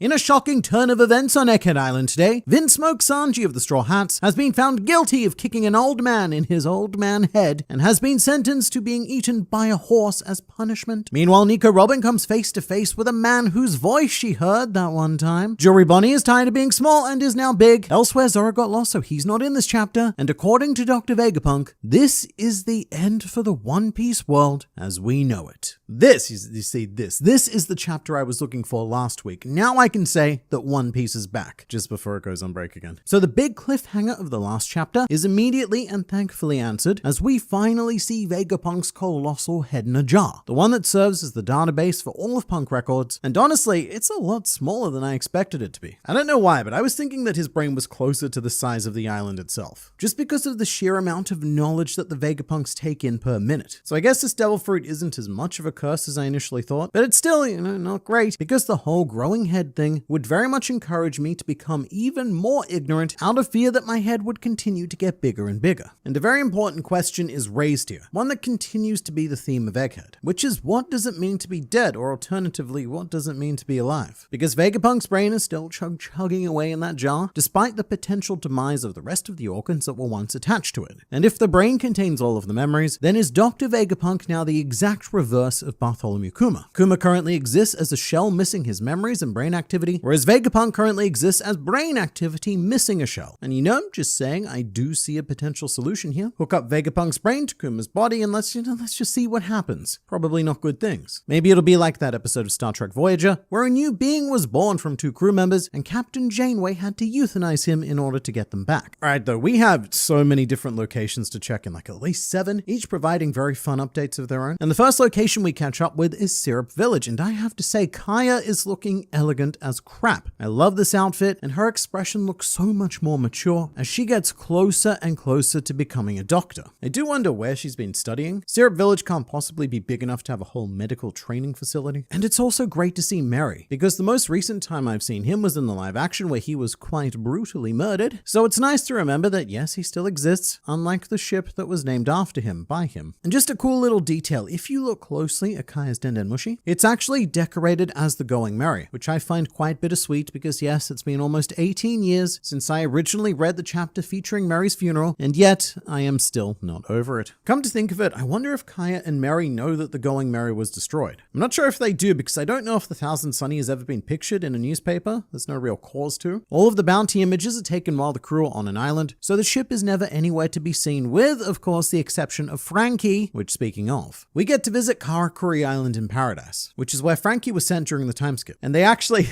because of his wanted poster, they actually believe that Frankie has now become a ship. They know him well enough to know that that is definitely a thing that Frankie would do, and in the bad timeline of One Piece, Frankie does go on to do this, having fully converted himself into a ship by age 60. And I'm not 100% sure, but it looks like the figure in the bottom left of this panel may even be wearing a Thousand Sunny mask, or I guess to them, a Frankie mask. It's sort of like how the citizens of the Torino Kingdom started dressing up like Chopper's alter ego Chopper Mask. And we do visit the Torino Kingdom as well in this chapter. And what's really cool is that they seem to be very, very aware of Dr. Vegapunk. Like much more so than the people living in most of the world, especially East Blue, which continues this trend of portraying the Torino Kingdom citizens as outwardly primitive. However, they're actually one of the most advanced civilizations on the planet when it comes to medical and scientific knowledge. It almost feels like they choose not to pursue the kind of science that Vegapunk did, because they mention how it's been used to create all of these horrible weapons. So maybe they're just this utopian society that is smart enough to never go down a path that they know will lead to destruction. You know, like what's happening right now with Emu and his super weapon, which is very much supporting Vegapunk's prediction that the entire world is going to sink. In stark contrast to the utopian Torino Kingdom, we then move to Hachinosu, where barely anyone is even listening to Vegapunk's message. And sadly, we don't see any of the Blackbeard pirates, Kuzan or Garp, but I do think it's a cool juxtaposition to go from the most chill, laid back and kind society on the planet to the most chaotic and brutal one. And it's entirely possible that Hachinosu will be the only country on the planet not to hear this message, because they just can't stop fighting each other, not even for 10 minutes. I should also mention that we take a quick stop at Reverse Mountain to see both Crocus and Laboon listening to Vegapunk's message, and I love the idea that Laboon is so invested in whatever Vegapunk has to say, although I guess it's more because it concerns Brook. He's part of Luffy's crew and very much at the center of this whole mess right now. So Laboon is probably less concerned with the truth of the world, especially since it benefits him. He could swim anywhere if the whole world was underwater, but he's probably more concerned for the fate of his afro-clad friend. And then we see a character who I did not expect. The glorious return of Iron Mask Duval, a character who we have not seen since the very first post-time skip chapter. In fact, the last time we saw him, he was recovering from some pretty serious injuries that he sustained whilst guarding the Thousand Sunny. But on Sabadi, a very dangerous connection is being made. Probably not just on Sabadi, but this is the place where we see it happen. There's a random civilian freaking out that, oh no, Vegapunk is dead. And then Duval saying, hang on, the last we heard of Vegapunk, Luffy had taken him hostage. And unless Vegapunk says otherwise, which I don't think he can because this was recorded before he dies, he didn't even know who was going to kill him, this is going to lead people to believe the worst, that Luffy is the one who killed Vegapunk. If they don't personally know Luffy, then that is just what makes the most sense with the information they have. The only real hope for something other than that would be Big News Morgan's to spin the story into a situation where Luffy becomes the protagonist. However, it appears that he may have lost all control. One of my favorite parts of this chapter was definitely the Big News Morgan's panel, and it's because everyone in this world right now has a common crisis going on. We're currently locked in a struggle on Egghead Island that will decide the future of the planet, and every character who matters is either watching or listening to Vegapunk's message, ready for a huge revelation that is going to change their lives forever. That's the global crisis. But Big News Morgan's has his own personal crisis happening, because he's seeing what Vegapunk is doing right now with his fancy new broadcast snails, and Morgan's has realized that the print news business is dead, because there is now a quicker and more efficient way for people to get the news. Vegapunk has created a method that can reach pretty much everyone in the world simultaneously, and most importantly, without going through the Big News Morgan's editorial declension. Morgan's is seeing his storytelling ability being ripped away from him, and this isn't good for us either. Morgan's isn't exactly, fair and balanced, but there is some chance of truth being reported through his outlet, whereas with the world government in charge, there is zero chance of that, which I think might be the future we're heading towards. Should Egghead Island not have to be blown all the way up, the world government will gain access to these new Denden Mushi, as well as Vegapunk's mechanism to broadcast messages instantaneously throughout the planet. And if they still have York at their disposal, then making all of this technology work will not be an issue at all. So we may actually be heading towards quite a dark future, where everything in One Piece becomes strictly world government sanctioned news. They get their own anchor on air 3 times a day and deliver you sweet, sweet propaganda. And their information gets out into the world faster than Morgan's can counter or augment the narrative with his comparatively slow bird-based newspaper system. Or alternatively, if a good Vegapunk survives the Egghead incident, then we could see them team up with Big News Morgan's, who could then make a pivot to his own television network. Either way, what we're seeing in this one panel is the future. One Piece is of course a series about generational change, and it looks like this could be the beginning of the end for the old newspaper business. And continuing the billion characters we see during this chapter, we also have the Germa Kingdom featuring Caesar Clown, co-founder of Neomads, an organization whose purpose has evaporated even quicker than the group itself formed. During this very arc, we spent a whole cover story leading up to the alliance between Caesar and Judge, and they ultimately did come together with the communal goal of taking revenge on Vegapunk. And it feels like such a long time ago that happened. But I wonder what their goal shifts to now, or if Neomads both forms and dissolves in the very same arc. My guess is that after Vegapunk's message, Caesar and Judge may very well turn their attention towards the world government. Because both of them have betrayed the world government in the past, they're not exactly in their good books. Caesar Clown through his actions on Punk Hazard, and Judge by trying to form an alliance with Big Mom. So whatever Vegapunk says, maybe it triggers some sort of gasp scientific outrage, and Neomads becomes the enemy of our enemy and therefore our allies for the final war. Back to Egghead now, this chapter had two incredibly hype moments for me, and they both happened to Saint Ethan Baron Venus duo. So I think that we can all agree that Sanji has had a bit of a roller coaster time on Egghead. Some very high highs and some less low highs. But shit on a stick, Sanji's kick was amazing. Seeing him thwack Ethan in the face is exactly what I crave from someone who claims to be one of the wings of the Pirate King. It was so damn good. It's such a well-drawn action shot, and I don't care if Ethan ends up regenerating or recovering from this damage instantly. In this moment, he is feeling it. And I personally think that it's very important that we continue to support assaulting these old men at all costs. Because it's in moments like this, you can tell they've been sitting at the top for far too long. I mean, as the god of finance, Ethan has probably spent more time using his calculator than wielding his sword in the last however many, potentially even hundreds of years. These old men are rusty. They probably have tons of battle experience, but what they lack is recent experience. They don't have the sheer mastery of form that someone like Kaido who lived and breathed battle does. Then you combine that lack of recent experience with that shocking quantity of arrogance, the whole belief that they're the gods and no one can even come close to their power. You combine those two and they are making a lot of combat mistakes. It's sort of like how I think of Big Mom. She's one of the strongest people on the planet, but she lacks the intelligence to wield that strength. And with the Elder Stars, they're also some of the most powerful people, but they lack the recent experience to fight effectively and efficiently at the very top levels. So good on Sanji for that truly spectacular moment. Although with that said, this is pretty much exactly what I said would happen. I said that Sanji would be the one to come in for the quick save, but then Sanji himself wouldn't be enough and we'd need to find another solution. To give him the most credit I can because he absolutely deserves it, the fact that Sanji is tanking Ethan biting him in full demon form is not something that just anyone in the world would be able to withstand. And I think it has to be because of Sanji's genetic modifications and extreme durability kicking in. If this had happened to anyone else, I feel like they'd definitely now be missing 3/4 of their stomach. But again, we still needed another solution. And what I did not expect was for this next solution to be Jewelry Bonnie. After having been inspired by Luffy, Bonnie makes fantastic use of her imagination and becomes a giant. And she even looks like she's doing a similar pose to the initial giant Luffy art from Onigashima. Her devil fruit it's insane. I know we all speculated that yes, she could probably do this, but seeing it in action is still like, ugh. And I love that Oimo and Kashi are forced to look up, because it's really not easy to make giants look up. And now what I really want to see is a Luffy Bonnie giant team up. And I really cannot state enough how much I love this direction for Bonnie, and how she will only continue to spiral upwards and upwards in terms of power and abilities the longer she spends with Luffy. So we're also getting to the point where Jewelry Bonnie is kind of like a backup Joy Boy, because theoretically there's nothing Luffy can do that Bonnie can't. So no matter how hard the world government tries, the dawn of the world is going to come around eventually. Again, right now, this isn't our permanent solution though. Even with Sanji, Oimo, Kashi, and Bonnie, we are still up against an Elder Star, and a 12-year-old girl is not going to be enough no matter how big she is. So with this current team, we would be lucky to get away without any fatal injuries. However, they're not the group currently in the worst position. That would be Usopp's group, who are currently doing everything they can to not die against Saint Saturn. But this right here, this is the Straw Hats at their peak. They have such an abysmal combination of crew members to handle this task, but they're all coming together and standing strong because they know that they need to protect Robin. So the usually scared and soiling themselves weakling trio do not hesitate to leap into combat with a demonic spider. And it's a bit of a shame that Robin isn't currently up and running, because she could have taken this opportunity to defeat her second spider yokai why, but I guess that will have to wait. Even if she was up, I think she'd be a bit psychologically paralyzed by the realization that yes, she has heard Saint Saturn's voice before. And it was him. I went back on the O'Hara flashback chapters, and Saturn's silhouette is in the foreground replying to Clover's hypothesis. I don't know if that was intentional and Oda always knew that this was the Elder that Robin would encounter first, or if Oda just got very lucky. I think it's probably the second, but it does bring things together very, very nicely. To look at things from the other perspective, for Saturn, encountering this group is much more of a chore because he says, ugh, Nico Robin. Mate, this is just what I needed. To clean up the mess my stupid dog left on the floor. Should have trained him better. No, wait, he should just be better. Stupid Sakazuki. Can't even grow a decent mustache. And while all of this is happening in Saturn's mind, the rest of the Straw Hats are just staring at him blankly, wondering what's going on in there. I do love that Saturn specifically blames Sakazuki though. I find it hilarious because you just know that Robin escaping O'Hara probably haunts him on a nightly basis as well. As someone who treasures the concept of thorough justice, this was one incident where he was slightly less than thorough, and that one mistake now threatens to be the key to toppling the entire world government. And look, I understand his night pains. Sometimes I have trouble getting to sleep because I can't stop thinking about something stupid I said in a social situation, and then I think about all the ways that I could have managed that better, just like how Sakazuki probably thinks about all of the ways he could have murdered that 8-year-old child. But now we were one chapter late on our original prediction, but the message has finally started, and we're only a couple of lines in, but already this has changed how we view all of One Piece going forward, because Vegapunk says that the world will sink into the sea, which the way he puts it looks like quite a lovely fate, because the final image of the chapter is a shot of the sea floor with all sorts of smiling fishies, a whale, and happy mermaids doing whatever it is that mermaids do, which is conflicting because it gives the impression that this is the good outcome. The one where the whole world sinks into the sea is what we want to happen? ?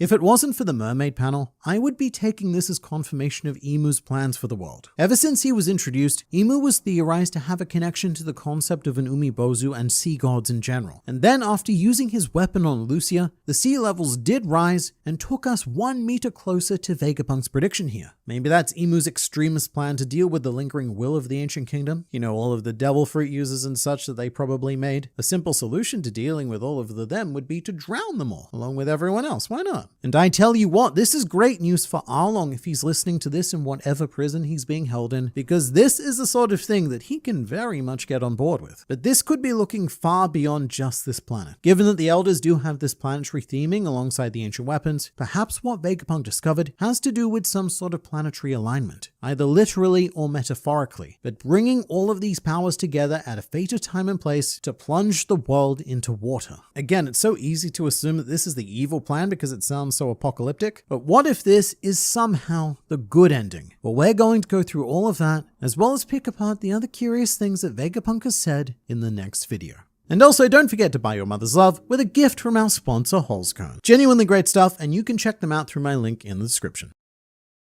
Monkey D. Luffy is going to destroy the world, and here is why that is exactly what we want. I just realized that if the world floods, the all blue will become real. Alright, so the standard theory has always been that Luffy will destroy the red line, which would then turn the world into one piece and unite all of the oceans together as an all blue. But we may have been thinking a bit too small and missing a step there. The idea of destroying the red line, that's all well and good, but where does it go? It's probably not all just going to get vaporized into nothing. So it's more like the red line will be broken up and its pieces will sink to the bottom of the ocean, which would fulfill the prophecy of destroying Fishman Island. But also, when a continent that circumnavigates the globe gets broken up and plonked into water, that water is going to be displaced. And if displacing the comparatively teeny tiny island of Lucia resulted in sea levels rising by 1 meter, then just imagine what a colossal continent that extends 10 kilometers in the sky is going to do. It would sink the world. And really, I can't help but think that Iceberg called this, but on a much smaller scale. This year's Aqua Laguna must be weighing heavily on the minds of the citizens. The day this island will sink underwater may be closer than you think. I'm going to make this whole island float. So he was very much on the money, and this is a wild dream, But what if Iceberg hasn't just figured out how to make Water 7 float, but how to make any island float? Which is why, even if the world sinks, we still save everyone's islands and live happily ever after somehow. And maybe this is something that every island has been preparing for in its own way. We know that Fishman Island has the massive Noah, which was supposed to ferry all of the fishmen to the surface, but an actual Noah's Ark sounds pretty useful if the entire world is going to be drowned, and it makes much more sense given its namesake than just carrying people to the surface. This ark could very much be the key to saving a huge part of the world. And then underwater, we have yet to see it, but we have Pluton, and Pluton is said to be a colossal battleship. But the connections don't stop there, because what did Silver's Ray Lee do after the Roger Pirates disbanded? What did he do in between gambling and selling himself into slavery? What he did was become a world-class ship coater, mastering the skill of covering ships in resin to allow them to travel underwater. It's almost as if he knew what to prepare for, which he did because he found out the apparently rather moist truth. And he's not the only one to prepare for the future in this way either. After the Roger Pirates disbanded, Crocus then decided to take up residence in a whale, which I imagine is going to be very handy in the event that the world sinks, given that Crocus already spends most of his time underwater. It's almost as if he knew what to prepare for, which he did, because etc. I said this already. And you know what? Some good news, if that does happen, then Laboon doesn't need to wait for Brook to return. What happens is the final war begins, Brook finds himself in a tough situation about to be killed at second and probably final time, but then dramatically in the last second sweeps in Laboon to save the day, and they do a tag team fight. Alternatively, we transition to a society that exists exclusively on the Red Line continent, which would obviously cause quite a bit of social turmoil, because that's currently the Holy Land, which might provide a great excuse for some sort of big old war to happen, because people need to take refuge on the Red Line, and the world nobles will not allow it. In fact, they would much rather everyone drowned simply because it's funny. To examine the flip side of this as well, this whole drowning business could still be the bad outcome that we don't want to happen, and it's because of Ethan's line in chapter 908 where he states that the world's equilibrium cannot be maintained forever. The time has come for a great cleansing. And that ties in with the Noah and the story of Noah's Ark, because the whole purpose of the flood was to cleanse the world. In which case, that's why the world government are going to such great lengths not to destroy punk records, even if Vegapunk ends up broadcasting something that will hurt them. Because without the Mother Flame, they may not have a mechanism to cause this great cleansing. And I should say, it's entirely possible that they have already cleansed at least once. That could be why the walls around Wano were built, because 900 years ago, or whenever it happened, they could have known that a cleansing was incoming, because the explanation of Wano is that it became a bit of a bucket, constantly gathering water and overflowing. But if you look at the original Wano country, even without those walls, it would still probably be underwater with the base sea level. Or the walls are to prepare for the next big cleansing, because the people of Wano seem to have had the very right idea of building up. And speaking of up, let's talk about the most up we can go. Are we looking at a future where sea levels rise so much that sky islands just become normal islands? Because we're no longer allowed to call them sky islands because there's no sky. And there probably aren't enough currently existing sky islands to house the entire surface population, but also remember that one of Vegapunk's big projects was to create artificial island clouds. So they do have the technology to lay the foundation for a new civilization if it goes in that direction. Which funnily enough could mean that we have an endgame where fishmen are not just living on the surface. No, we have fishmen living in the sky. That's crazy. The skyfish, which I think actually exists in One Piece. But it's just, it is crazy how much of One Piece just falls into place with this mere one prediction. You can look almost anywhere and what you see are individuals or entire civilizations preparing for this revelation that most of us have never even considered. Page 12 of chapter 1113. Vegapunk says, and I don't know nearly enough about him. Who is he talking about? Alright, this was a big question I had after reading the chapter as well. But first, it's worth refreshing the full statement that Vegapunk made. He said that he wanted to make one thing clear, which was for the world not to assume that whoever killed him is evil, which is already a lot to unpack. My initial thought here is that this definitely could help Luffy because after Egghead Island, the public perception is very potentially going to be that he is the one who viciously murdered Dr. Vegapunk. But one interpretation of this is that Vegapunk had no idea who was going to kill him. His genius thought process just took him to that conclusion without showing his working. So Vegapunk is hedging his bets because he doesn't know exactly what's going to happen and doesn't want to risk screwing someone over like Luffy if the blame falls on him. But there is another and I think much more more likely interpretation, which is that Vegapunk is electing not to make judgments of morality, which he very rarely does, because he is the epitome of a man of science. He is completely unbiased, strives to be objective, and moral concerns, what are those in the pursuit of truth and further development? Which is what Bonnie was accusing him of very early on in the arc. Bonnie said that Vegapunk doesn't care about how his inventions affect others, and it's hard not to see that as true, considering all of the tools that he's given to the world government that have led to pain and suffering and death. And just on that note, on the note of all of the bad things, in this chapter, Vegapunk also mentions that he has committed 2 grave sins. And if we're talking about the kind of moral sins that one would typically consider, then my guess would definitely be that one of them is taking away Kuma's humanity, and the other might be recreating the Mother Flame and giving that power to the world government, which was then used on Leloucia. Because the truth is that the deaths of everyone on that island were only made possible through Dr. Vegapunk. But then I thought about it another way, because York mentioned the word sin in the last chapter, although in the official translation what York says is crime. She says they have committed crime upon crime, and I expect the official will also translate Vegapunk's sentence here as having committed 2 crimes as well. But the reason why I like the word sin is because that could be referring to the world nobles and their position as gods of the world, because any transgression against them is considered a sin. So when Vegapunk says that he's done 2 of those very, very naughty things, he could be referring to the bad things that he's done to the world government, which I think is more likely because I think he's done more harm to the world at large than he has to the world government. If he's talking about moral sins and like only 2, mate,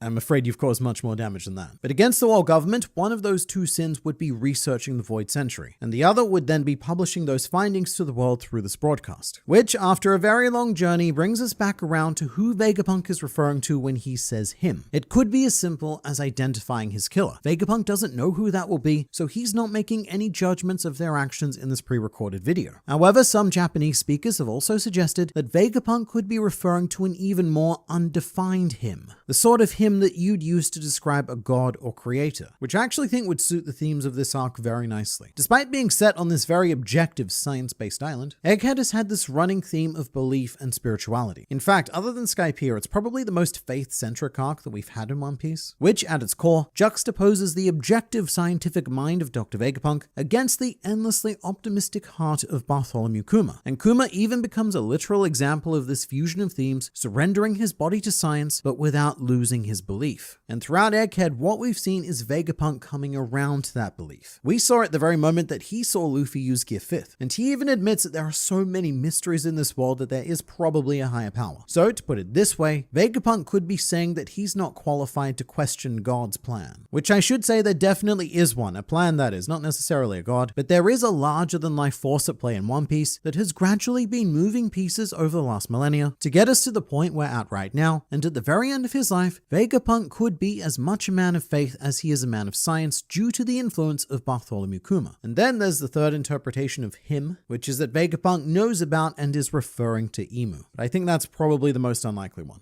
18 years since the Viking funeral of the Going Merry. Thanks for making me feel old. You're very welcome. There is one thing I really wanted to add to this though, something that I didn't have the time to bring up in the last video, which is that if you're unaware, Oda has subtly indicated that Kaya may have cursed the Going Merry. In the SBS way back in volume 15, Oda explains the sailing ceremony to celebrate the birth of ships, the ones where you're supposed to break a bottle of alcohol on the bow of the ship, and if it doesn't break, then mate, you are cursed. And the small example image he draws is of Kaya throwing a bottle at the Going Merry which does not break, and thus dooms the Going Merry to its fate after any slobby. So in conclusion, blame Kaya. The color spread was amazing. I agree wholeheartedly. This was one of my favorite color spreads in probably years. I usually don't even talk about the color spreads because, yeah, they're pretty fine, but there's usually nothing worth mentioning. With this one though, I'm pretty blown away by the composition and creativity of turning the crew into chess pieces being played by Robin. And my favorite part about it are the chopper pawns because they are beyond adorable. Well, I will say that it just bothers me a little bit that we only see 7 of them, because for a complete set you would need 8 pawns. And it might just be that I'm not seeing the 8th one. There's a lot of crazy stuff happening here, but I have spent a lot of time looking at it and I have not found it yet. But apart from Chopper, I also cannot get enough of Frankie doing his best Capone Gang Beige cosplay. Beige, of course, was a rook within the Big Mom Pirates, so that's why Frankie and the Big Father form have such cool similar giant castle vibes. And I think that they would be fools not to turn this into an actual chess set that people can buy, because I would spend embarrassing quantities of money on this. Didn't Aokiji help Robin escape Ohara? He did indeed. So let's clear up some confusion here. This comment is a reference to Saint Saturn blaming Sakazuki for Robin escaping Ohara. And as we all know, it was actually Kuzan who saved Robin, but it's important to remember that the world government don't know that. As far as they're concerned, Robin's escape was a failure on the part of Sakazuki because he was the vice admiral in command of the Ohara genocide. Can we just appreciate Brook's ability to be able to cut off one of Saturn's legs? Maybe it's the power of the underworld. So this was a really good catch, one that everyone caught except me apparently. I think I was just blown away by everything else happening in this panel. It is so cool. But on the right, it does indeed look like Brook sliced one of Saturn's legs clean off. What a boss. Which I think is only fair to point out because in the last video, I had so much Sanji praise for kicking Ethan. And here, Brook is operating on a similar level, just as he always does, very much in the background and going underappreciated. Not that it's realistically going to do any damage to Saturn at all. In fact, I think you can even see the leg regenerating in the same panel, but it is still great to see. And as someone else pointed out to me, this is actually Brook's third giant spider opponent. There was the spider zombie on Thriller Bark, then there was Black Maria on Onigashima, and now Saturn. This dude is a spider pro. I think that all 5 of the elders are actual demons that ate human fruits. Interesting. I actually don't mind this idea. The concept that they're demons who had to eat human-type devil fruit so that they could blend in with and manipulate those filthy, filthy humans. It would mean that their full beast forms were actually the old men that we're used to seeing. And so the introductions we saw in chapter 1110, where the names were just stated as their respective demons rather than a new form of their fruit, would be labeling the elders as their true selves, as if we're all meeting them properly for the first time. The hidden snail transponder is inside the Iron Giant for sure, so I think you could be onto something here. I flagged this in a previous video, but when I was rereading Egghead, it struck me that Stella's introduction was him quite literally stuck in the Iron Giant via his phasing powers, and this came 2 chapters after we saw Shaka calling Dragon to predict his own death. So the timeline matches up quite well. Shaka, Stella, and probably Pythagoras realize that this is it, and each of them go about making their preparations. For Shaka, that would be calling Dragon.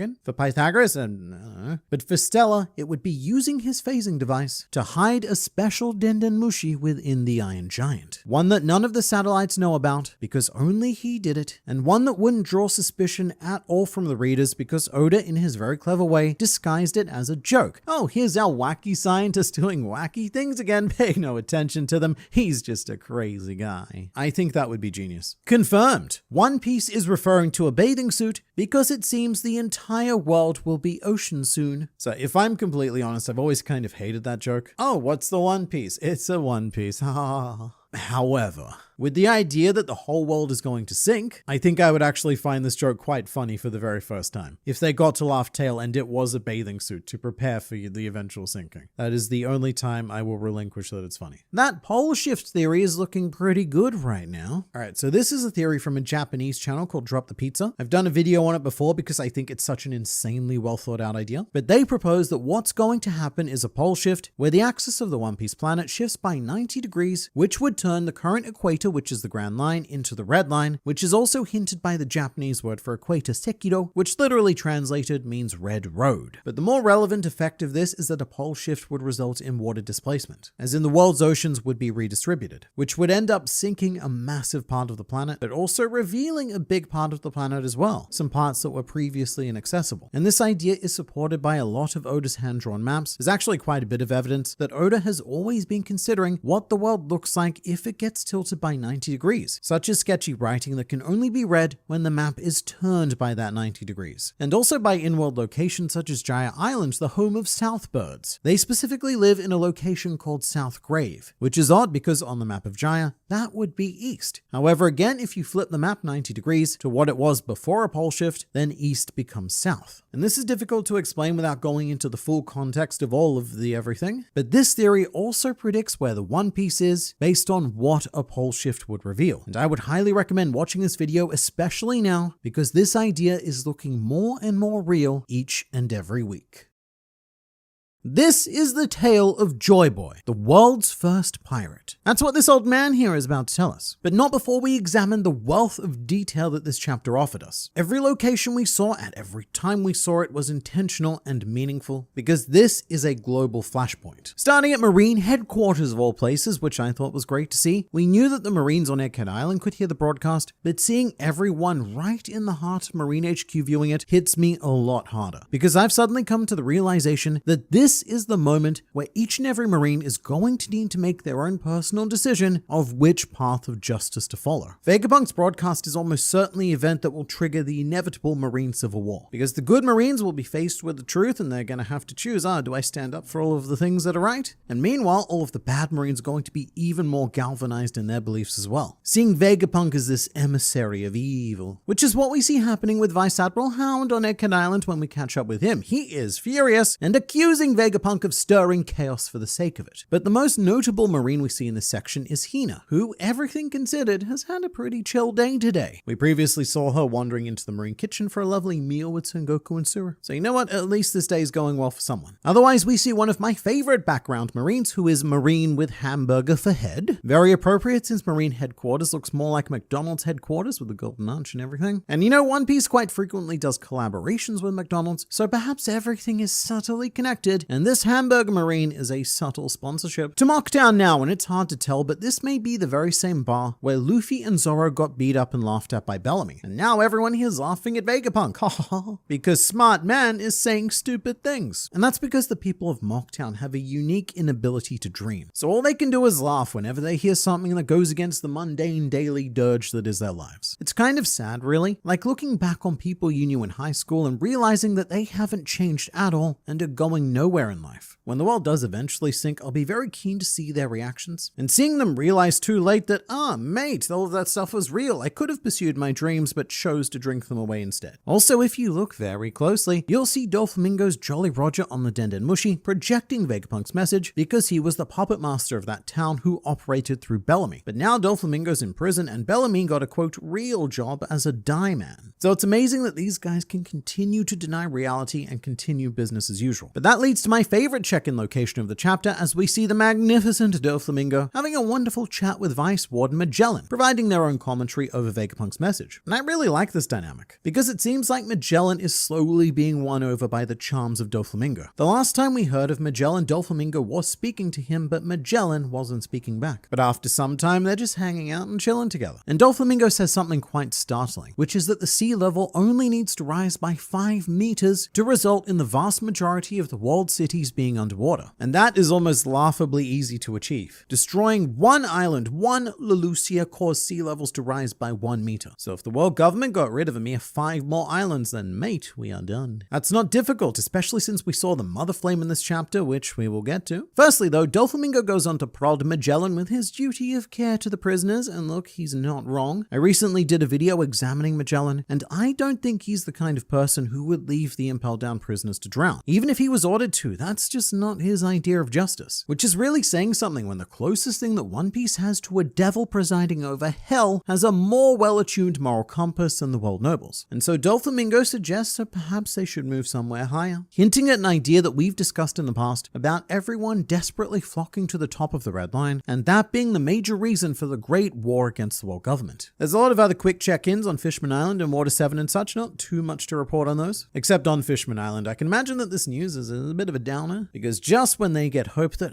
maybe we'll all get to go up to the surface and live nicely, just when that happens, suddenly there's no more surface. However, there is a very curious cut to Charlotte Smoothie and Charlotte Montdour, 2 characters who we haven't seen since Wano, as they were both part of Big Mom's raiding party that tried and failed to get up that waterfall. And my assumption would be that they haven't made it back to Whole Cake Island yet, just because of what we saw happen with the Blackbeard pirates in the cover story. None of Big Mom's raid party were present to stop Kuzan and Van Alga, and the whole situation was just a disaster left for everyone on the island, with Katakuri and Charlotte Oven being hit by Caesar's hallucination gas, which probably took them out of play before the Blackbeard pirates arrived. But it's a very good reminder that there is an entire fractured empire out there just craving leadership. Given that Big Mom and Perispero were both beaten on Wano, Katakuri is the pretty obvious candidate, which is great because he already has an affinity and great respect towards Luffy. But the thing to keep in mind is that this sea level business is going to affect everyone, and Totterland is a whole empire of teeny tiny islands. islands. Even the centerpiece, Whole Cake Island itself, is miniature compared to locations like Alabasta and Dressrosa. So this sinking business is going to hit them quicker than most, which could be what the former Big Mom pirates need to put their support behind Luffy, with some prompting from Katakuri, of course, especially if they hear that Luffy is the hope of the world through Vegapunk. And I think that they will be inclined to believe it, because Vegapunk, he's done a bit of a clever thing with this death message, which is to predict the future, which is currently the past, but when this was recorded, it was the future. The future of the sea levels rising by 1 meter. Everyone was kind of taken aback by that. It made people go, what? How could he possibly have known? And I'm not sure how much I buy this, to be honest. If I was a random citizen in the One Piece world and I'm watching this message, I don't have any proof that Vegapunk's actually dead other than his word. So Vegapunk could be pretending to be dead, or maybe recorded this message after the sea levels rose. So I don't think this was quite the mind-blowing global epiphany that Oda intended it to be. I mean, the characters are feeling it, but I as a reader am not quite. But then, out of what seems like absolutely nowhere, we cut to Orangetown of all places, where we see Mayor Boodle, his granddaughter, who I don't think we've met before, but most importantly, Choo Choo. And I believe they're all sitting at the fountain that we saw on the cover of chapter 619, which is right outside Choo Choo's pet food mega complex that he somehow founded and manages as a dog.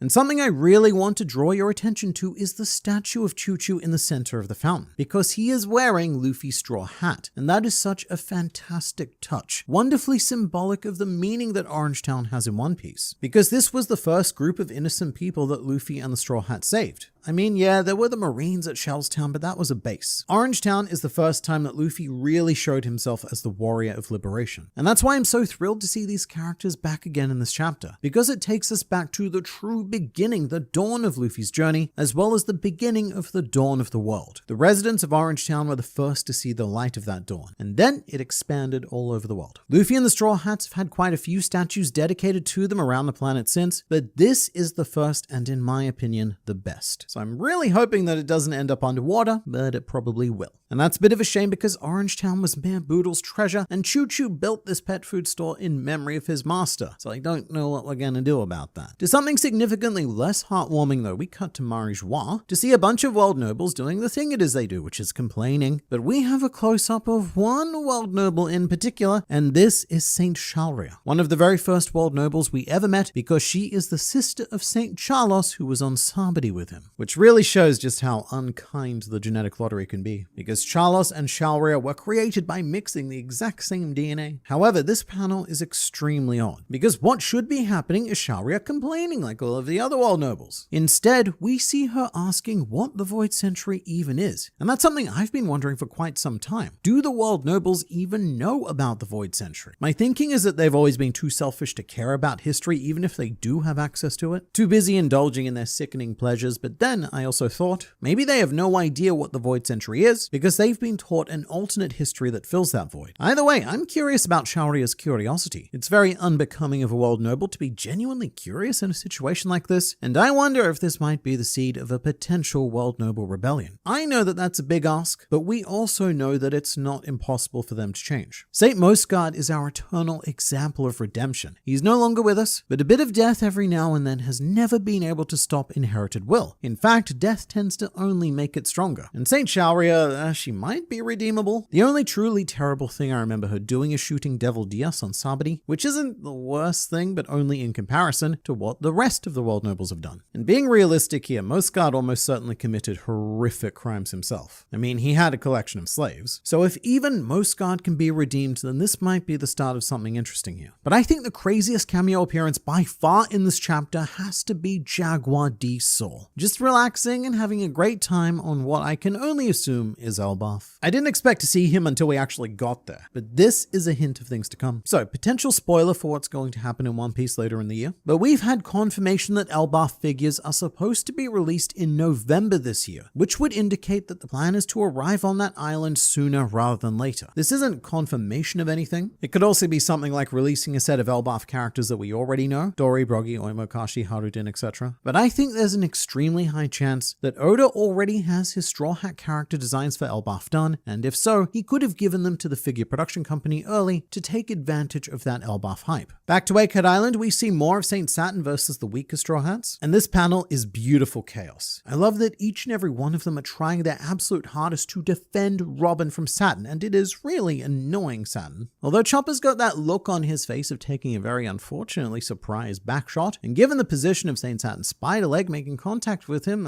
it's not entirely out of the question. Also, somehow Usopp has ended up fighting upside down, which is quite fun. And in the end, Saturn has to give up on capturing Robin because things are getting very out of hand. And even though he would almost certainly win against this complement of the crew, each and every second is far too valuable to be wasting his time on. And it is Saint Saturn who ultimately charges his way into the room containing the Mother Flame, a very trippy substance because it's a fire contained in liquid. And my assumption is that all of Egghead Island is powered directly by this room. So Saturn may attempt to cut power to the entire island to stop Vegapunk's broadcast, which seems like what he might be trying to do in this panel, but as per usual with Saturn, it seems like a very poor effort. He's reverted back to the old man form, whipped out his walking stick and just started whacking stuff randomly. And it's not working. I say we send Ethan in because he knows how to get the job done. But when Saturn sees the Mother Flame, he's taken aback because it's very bright, like a vampire catching a painful glimpse of the sun, which of course ties into what Vegapunk is saying at this very moment about flying too close to the sun, which works brilliantly on two different levels, because the story of Icarus is about a boy who tried to do the impossible and took a chance to fly closer to the gods than any mortal had ever dared. And that's what happened with Vegapunk. In the last 900 years, he seems to be the person who has flown closest to the self-proclaimed gods and otherworld nobles in terms of uncovering their secrets, but also by placing him in close physical proximity to them by joining the world government. Vegapunk did this out of the blind pursuit of science and truth. And like Icarus, Vegapunk is now suffering the consequences of his actions. But I would argue that the same meaning also applies to Saturn, because the thing about Icarus is that he was eventually compelled to madness by adrenaline and continued flying towards the sun as a result, which is exactly what Saturn and the other elders are doing right now. They've gradually been abandoning reason and resorting to increasingly desperate destruction in order to preserve their status. And in that effort, Saturn now finds himself within arm's reach of our metaphorical but also kind of literal sun, the Mother Flame. That, or it's like a reverse Icarus. The gods are coming far too much down to humanity and are going to suffer the consequences of that. Either way, it's very clever. And you know, I'm also starting to wonder if Luffy himself is capable of creating Mother Flame through his Red series of attacks like Red Hawk and Red Rock. There's also some curious markings on the Mother Flame containment unit. You can see it says S108 as well as A and Mu, or A and MU. And in any other series, I would write this off as set dressing. A random combination of letters and numbers that make no sense to you to give you the impression that science is occurring. But that's not how One Piece works. These definitely have meaning. And I have a few ideas already, but you let me know if you have one in the comments below, because we need to get to the big stuff. I don't think we can dance around this any longer. At the end of the chapter, Vegapunk drops the name that never fails to send this fan base into shambles, Joy Boy, adding that he was the very first pirate in history. And look, I don't know how much I should be hoping for this. Could this be the beginning of a Joy Boy flashback as told by Vegapunk? I mean, he has said that he doesn't know the full story and he's not going to fill any gaps with speculation, but I feel like what's about to happen here is as good as a flashback anyway. Or perhaps what's going to happen is similar to what we've got going on with the Rocks Pirates, where their story is gradually told in parts that we can eventually weave together. I just don't know what to expect anymore. Every time I think that Egghead is done, it escalates again. With that said, I really want to temper my expectations because I don't think we're going to get a lot of information here. That's just my sense as a longtime One Piece fan. Maybe a few panels of silhouettes and vague events, because in the end, I do think it's supposed to be Robin's job to tell the true history of the world, but this is about as exciting as One Piece gets. And something that really took my eye is that last panel of Luffy, the one being directly juxtaposed against Vegapunk's words. It's a very unique image because it's Luffy laughing through his pain trying to fight against Warcury. But I also think it's a really good appetizer for what we're in for here. As amazing as Joy Boy is likely going to be, this is a story that we ultimately already know the ending to, and it's not going to turn out well. In fact, it's probably going to turn out the not most well of all of the stories, given that it's going to doom the world to 900 years of world government rule. But the point is that through that 900 years, the flame of hope was never lost. At each and every obstacle, characters with inherited will have laughed through the pain, like what Luffy's doing right now. And they've even laughed in the face of death. And when I look at Luffy in this panel, it reminds me of so much of Soul's face doing the "Dere-shi-shi-shi-shi" laugh. A laugh which is unusual even for One Piece that was taught to Robin as the ultimate tool to use whenever she was feeling sad. And perhaps this is a legacy of Joy Boy as well. Imagine getting into his flashback and Joy Boy's signature laugh is "Dere-shi-shi-shi," which I should say is already incredibly close to Luffy's laugh, which is just "shi-shi-shi." So maybe the inherited will of Joy Boy really is something as simple as a laugh, a basic action one can take in any situation to alleviate some sadness. At the moment, all I know is this is the most excited I've been for an Egghead chapter so far, which is an incredibly high standard. I cannot emphasize that enough. And I don't know where we're going from here, but these next few chapters are going to reshape everything we know about One Piece.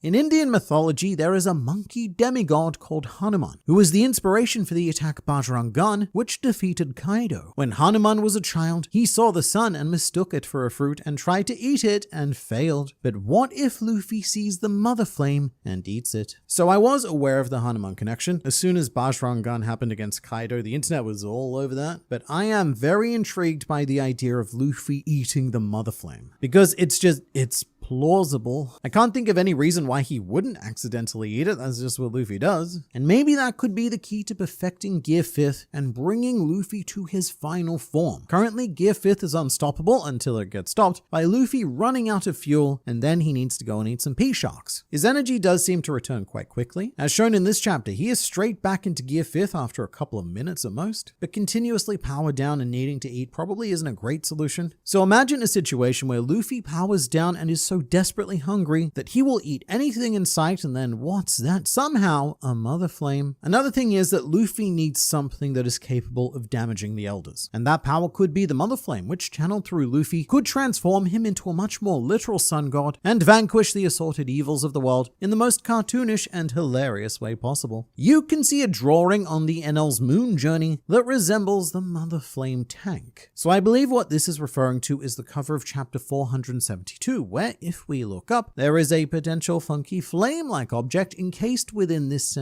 whatever it is, potentially the moon itself, because there is another section of NL's Great Space Operations where he powers the ancient moon civilization in a container that looks like it also could have been used for a mother flame in the past. It definitely wouldn't surprise me. I've said for years that everything we saw during NL's cover story is a huge spoiler for One Piece that we're gonna look back on and go, oh my god, it was all there. A and MU equals Atomu equals nuclear power. So that's one of the common thoughts that has popped up in regards to deciphering the mysterious text on the mother flame. The idea is that A and MU should not be read in English, and if it were to be read in Japanese, then it would read Atomu, which is also how they would say the word atom. I am no expert on this, so other people can and will correct me in the comments, but this could be equating the mother flame to the advent of nuclear fission, or even just basic fission, which was used for atomic bombs, given that the mother flame is used to power Imu's very similar weapon of mass destruction. I've also been told that there's a very exotic atom named muonium, which I tried reading the Wikipedia page for, but look, I don't have anywhere near the scientific background or human patience to try and understand it. So if someone could explain it in the comments, but only in One Piece terms, that would be amazing. But there's also a much less scientific idea that I'm a big fan of, which mostly has to do with the mu section. I actually wasn't aware that this was even a thing until recently, but there is a whole genre of quote pseudoscience that speculates about a lost continent on our planet, and that continent's name is Mu, or Mew, depending on how you want to pronounce it. I'm not going to go too deeply into this in this video because it is a colossal subject, and everything we know about modern geology is all but debunks the idea. But how real it was to us is irrelevant because we are talking about fiction, and it certainly could have inspired Eiichiro Oda. And for this, we are going beyond the writing on the mother flame, because this could be the inspiration for the ancient kingdom. Mu is referred to as the motherland, a continent that existed maybe 50,000 years ago before it was destroyed by an unexplained phenomenon. So that's all starting to sound a bit familiar, isn't it? It's almost like what happened to our mysterious ancient kingdom, a once thriving advanced civilization that just vanished from history. So essentially, Mu is like a much bigger version of Atlantis. And hearing about this brings my mind back to Enisobi. For me, there is no doubt that the hole in the sea there was created by the same weapon that was used to destroy Lucia. That may have been the location of the ancient kingdom, which is why the world government keeps that area so heavily defended, and even building any lobby on top of it as a symbol of justice being served to those bad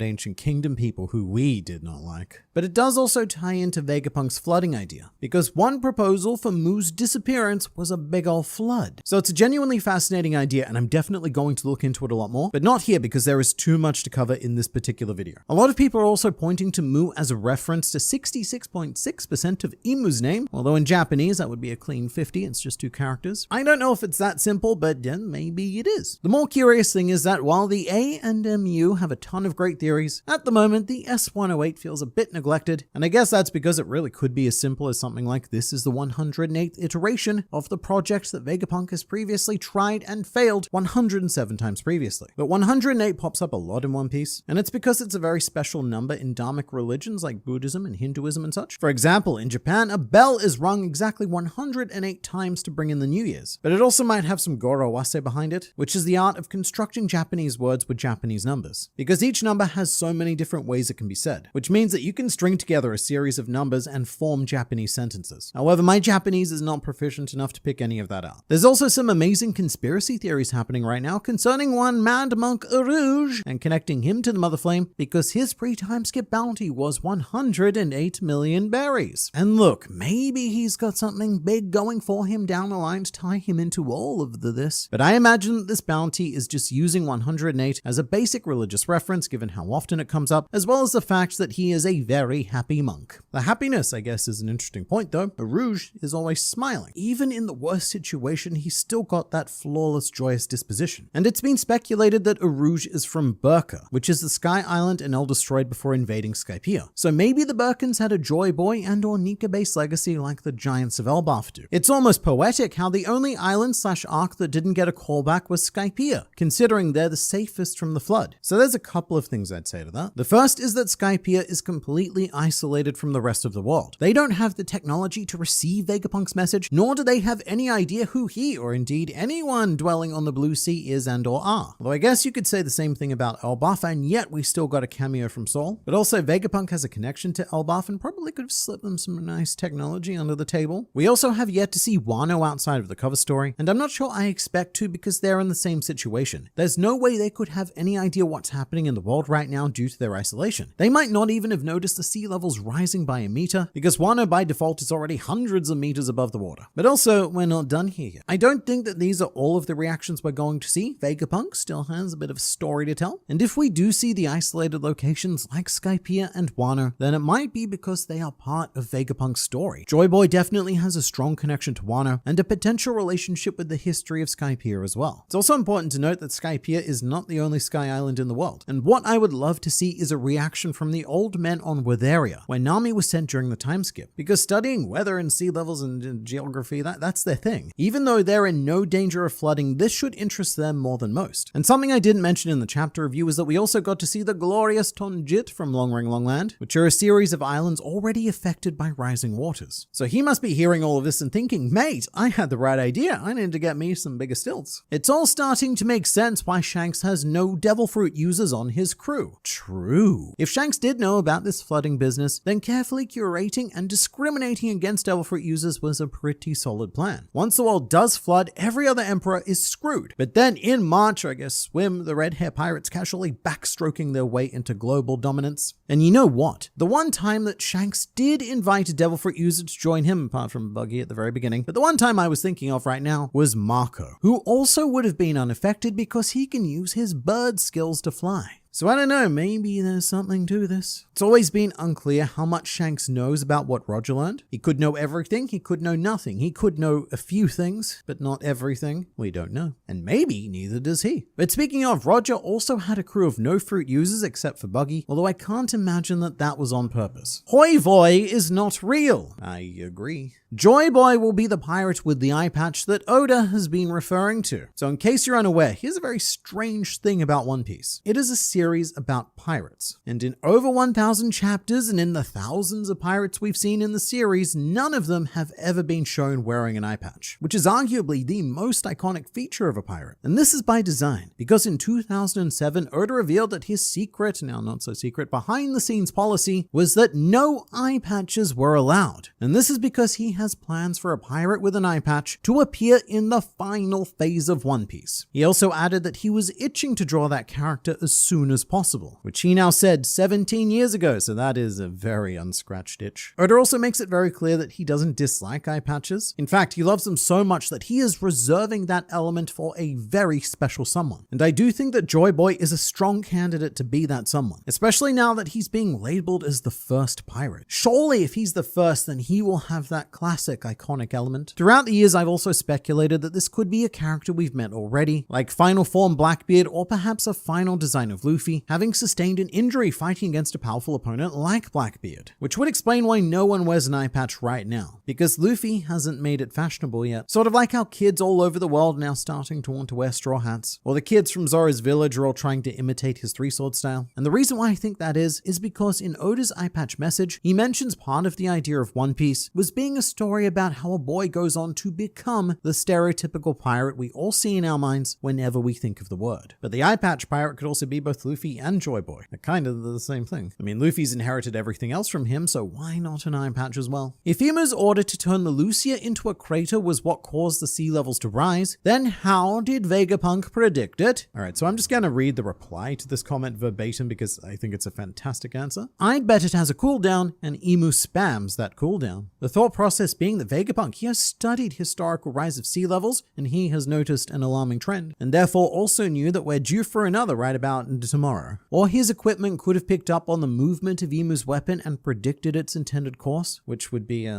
pretty rough, because that would mean that he knew what was going to happen, probably where it was going to happen, and decided to warn no one. So right now, I'm choosing to believe the former, that Vegapunk has a deeper yet vaguer predictive model. And you know what? Imu might even have a habit of doing this like once a year, and that could be what causes phenomena like Aqua Laguna and such. One fun fact about Soul's laughter is that in Japanese, it's written in katakana. That is a very good point. And this commenter also went on to point out that Luffy's laugh is written in hiragana, which is meant for native Japanese words. So the reason why this could be important is because of a connection I drew in the last video. The idea that Soul's could be a remnant left by Joy Boy, the ability for the world to laugh in the worst situations, which is very similar to Luffy's personal laugh being shi, and Soul's laugh being in katakana reinforces this, because katakana indicates loanword, not always but usually. So it could imply that Soul is borrowing this word or borrowing the laugh, whereas Luffy, who is the Joy Boy, owns the laugh, so he uses hiragana. But then again, this is a very basic interpretation of Japanese that probably lacks a lot of cultural nuance, so take that for what you will. Could be a translation mishap, but I find it interesting that on the last panel, Vegapunk talks about Joy Boy and Nika as if they were separate people.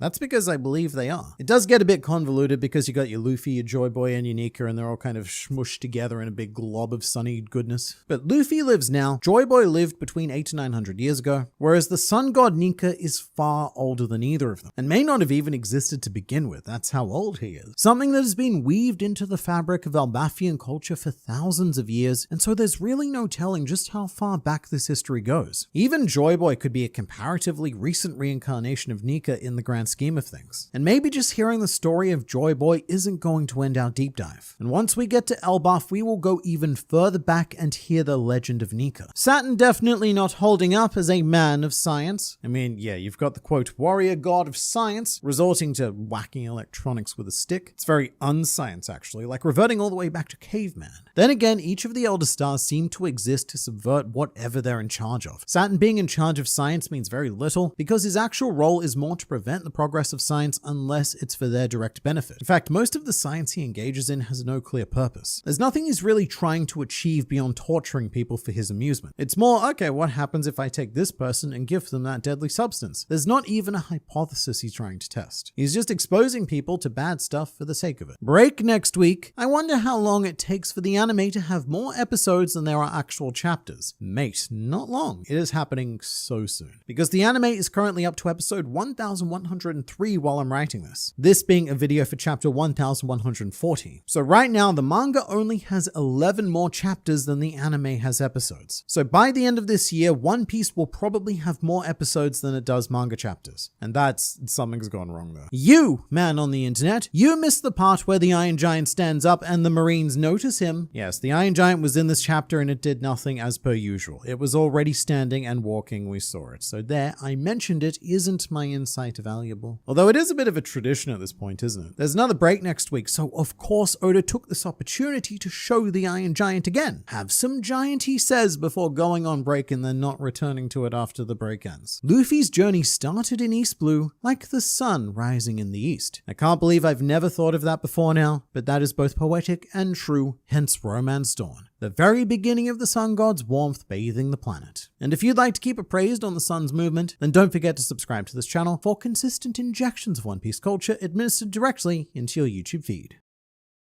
The Void Century War never ended. And at this point, Vegapunk may as well be an ancient weapon himself because he is relentlessly dropping bomb after bomb all over the world, including the particular one that as massive as the One Piece planet is, a world that we've taken 25 painstaking years to explore. That is but a tiny fraction of what this world used to be, and there is an extensive set of what were once entire continents sleeping deep below on the ocean floor. This feels like when Hunter x Hunter decided to spring the Dark Continent on us. And the beginning of this chapter is quite trippy as well, because both the cover story and the first few panels of the chapter take place on Wano. And usually the cover stories are completely disconnected from both the time and the place of the main story. So I actually liked how fluid this chapter opening was from cover story to main story. Although I will say that Yamato, mate, you have picked the worst possible time to go on this Odin pilgrimage. You are missing a massive lore drop right now. Although, maybe not. There's every chance that Yamato already knows about a lot of this, thanks to what was written in Odin's logbook. These are huge revelations to us readers, but both Yamato and Momonosuke know more about the truth of the world than almost any other living fictional person, bar figures like Silver's Rayleigh and any other living beings who actually set foot on Laugh Tale. And maybe that's why Momonosuke is being so casual about this. The reaction from the entire Wano cast is actually quite subdued compared to most people we've seen so far, but even then Momonosuke did not know that Joy Boy was a pirate. And something that briefly caught me off guard was Shinobu standing in the background, because I'd completely forgotten that she'd reverted back to her slim and more standard Oda beautiful woman form, which, in case you've forgotten, is as a result of Green Bull's attack. He shriveled her and incidentally removed all of her excess fat, basically giving Shinobu the Alvida treatment. I should say that Eiichiro Oda was unusually generous to me specifically this week, as I was blessed with appearances from two of my favorite characters who never appear for any reason, the first of which being the long, ever so long awaited return of Damaro Black. Better known to most as Fake Luffy, but now known to most as Fake Eustace Kid, and I have to say, he looks magnificent. Deep down, I'd always hoped that he and the fake Straw Hats would return, but impersonating the post-time skip Straw Hats, maybe with a fake Brook and a fake Jinbei to join them, but this is so much better. Although one thing I have to give Damaro Black a ton of credit for is that while his outfits are hilariously poorly cobbled together, he does do some pretty amazing work creating realistic fake scars. When he was impersonating Luffy, I thought that he may have actually scarred himself to take on the role, but the scar under his eye, it's nowhere to be seen, so he just has a genuine talent for makeup. And Damaro Black is joined by his own personal massacre soldier killer played by Drip, who was formerly fake Sanji. I'm pretty sure that fake Heat is being played by Manjiro, who was formerly fake Zoro, and as for Wire, I think that's Turco, who was fake Frankie. So it's nice to know that Damaro Black has his own personal Wings of the Pirate King still with him, and I'm quite relieved in a way to see them, because the vast majority of the fake Straw Hats were actually buried alive by Caribou. So you know what, the fake Straw Hats were split up and had to regroup just like the original Straw Hats did on Sabati. Sadly, we don't see the rest of the crew, but just hear me out. Power move. They're not here because the others are impersonating Trafalgar Law and the Heart Pirates, and this scam has gotten way out of control. But look, mate, Damaro Black, this dude has a pretty solid set of balls on him to impersonate a man with a 3 billion berry bounty on his head. Although I don't know how he thought this would end any other way other than prison. A prison on the G4 Marine base, which I think is a new one, and I can't tell if it's in the Grand Line or the New World. Mostly because G3 is in the Grand Line and G5 is in the New World, so the fork, it could go either way. But I would like to think that after his crushing defeat on Sabati, Damaro Black pulled himself together, took away all of the wrong lessons, and redoubled his effort to impersonate pirates in the New World.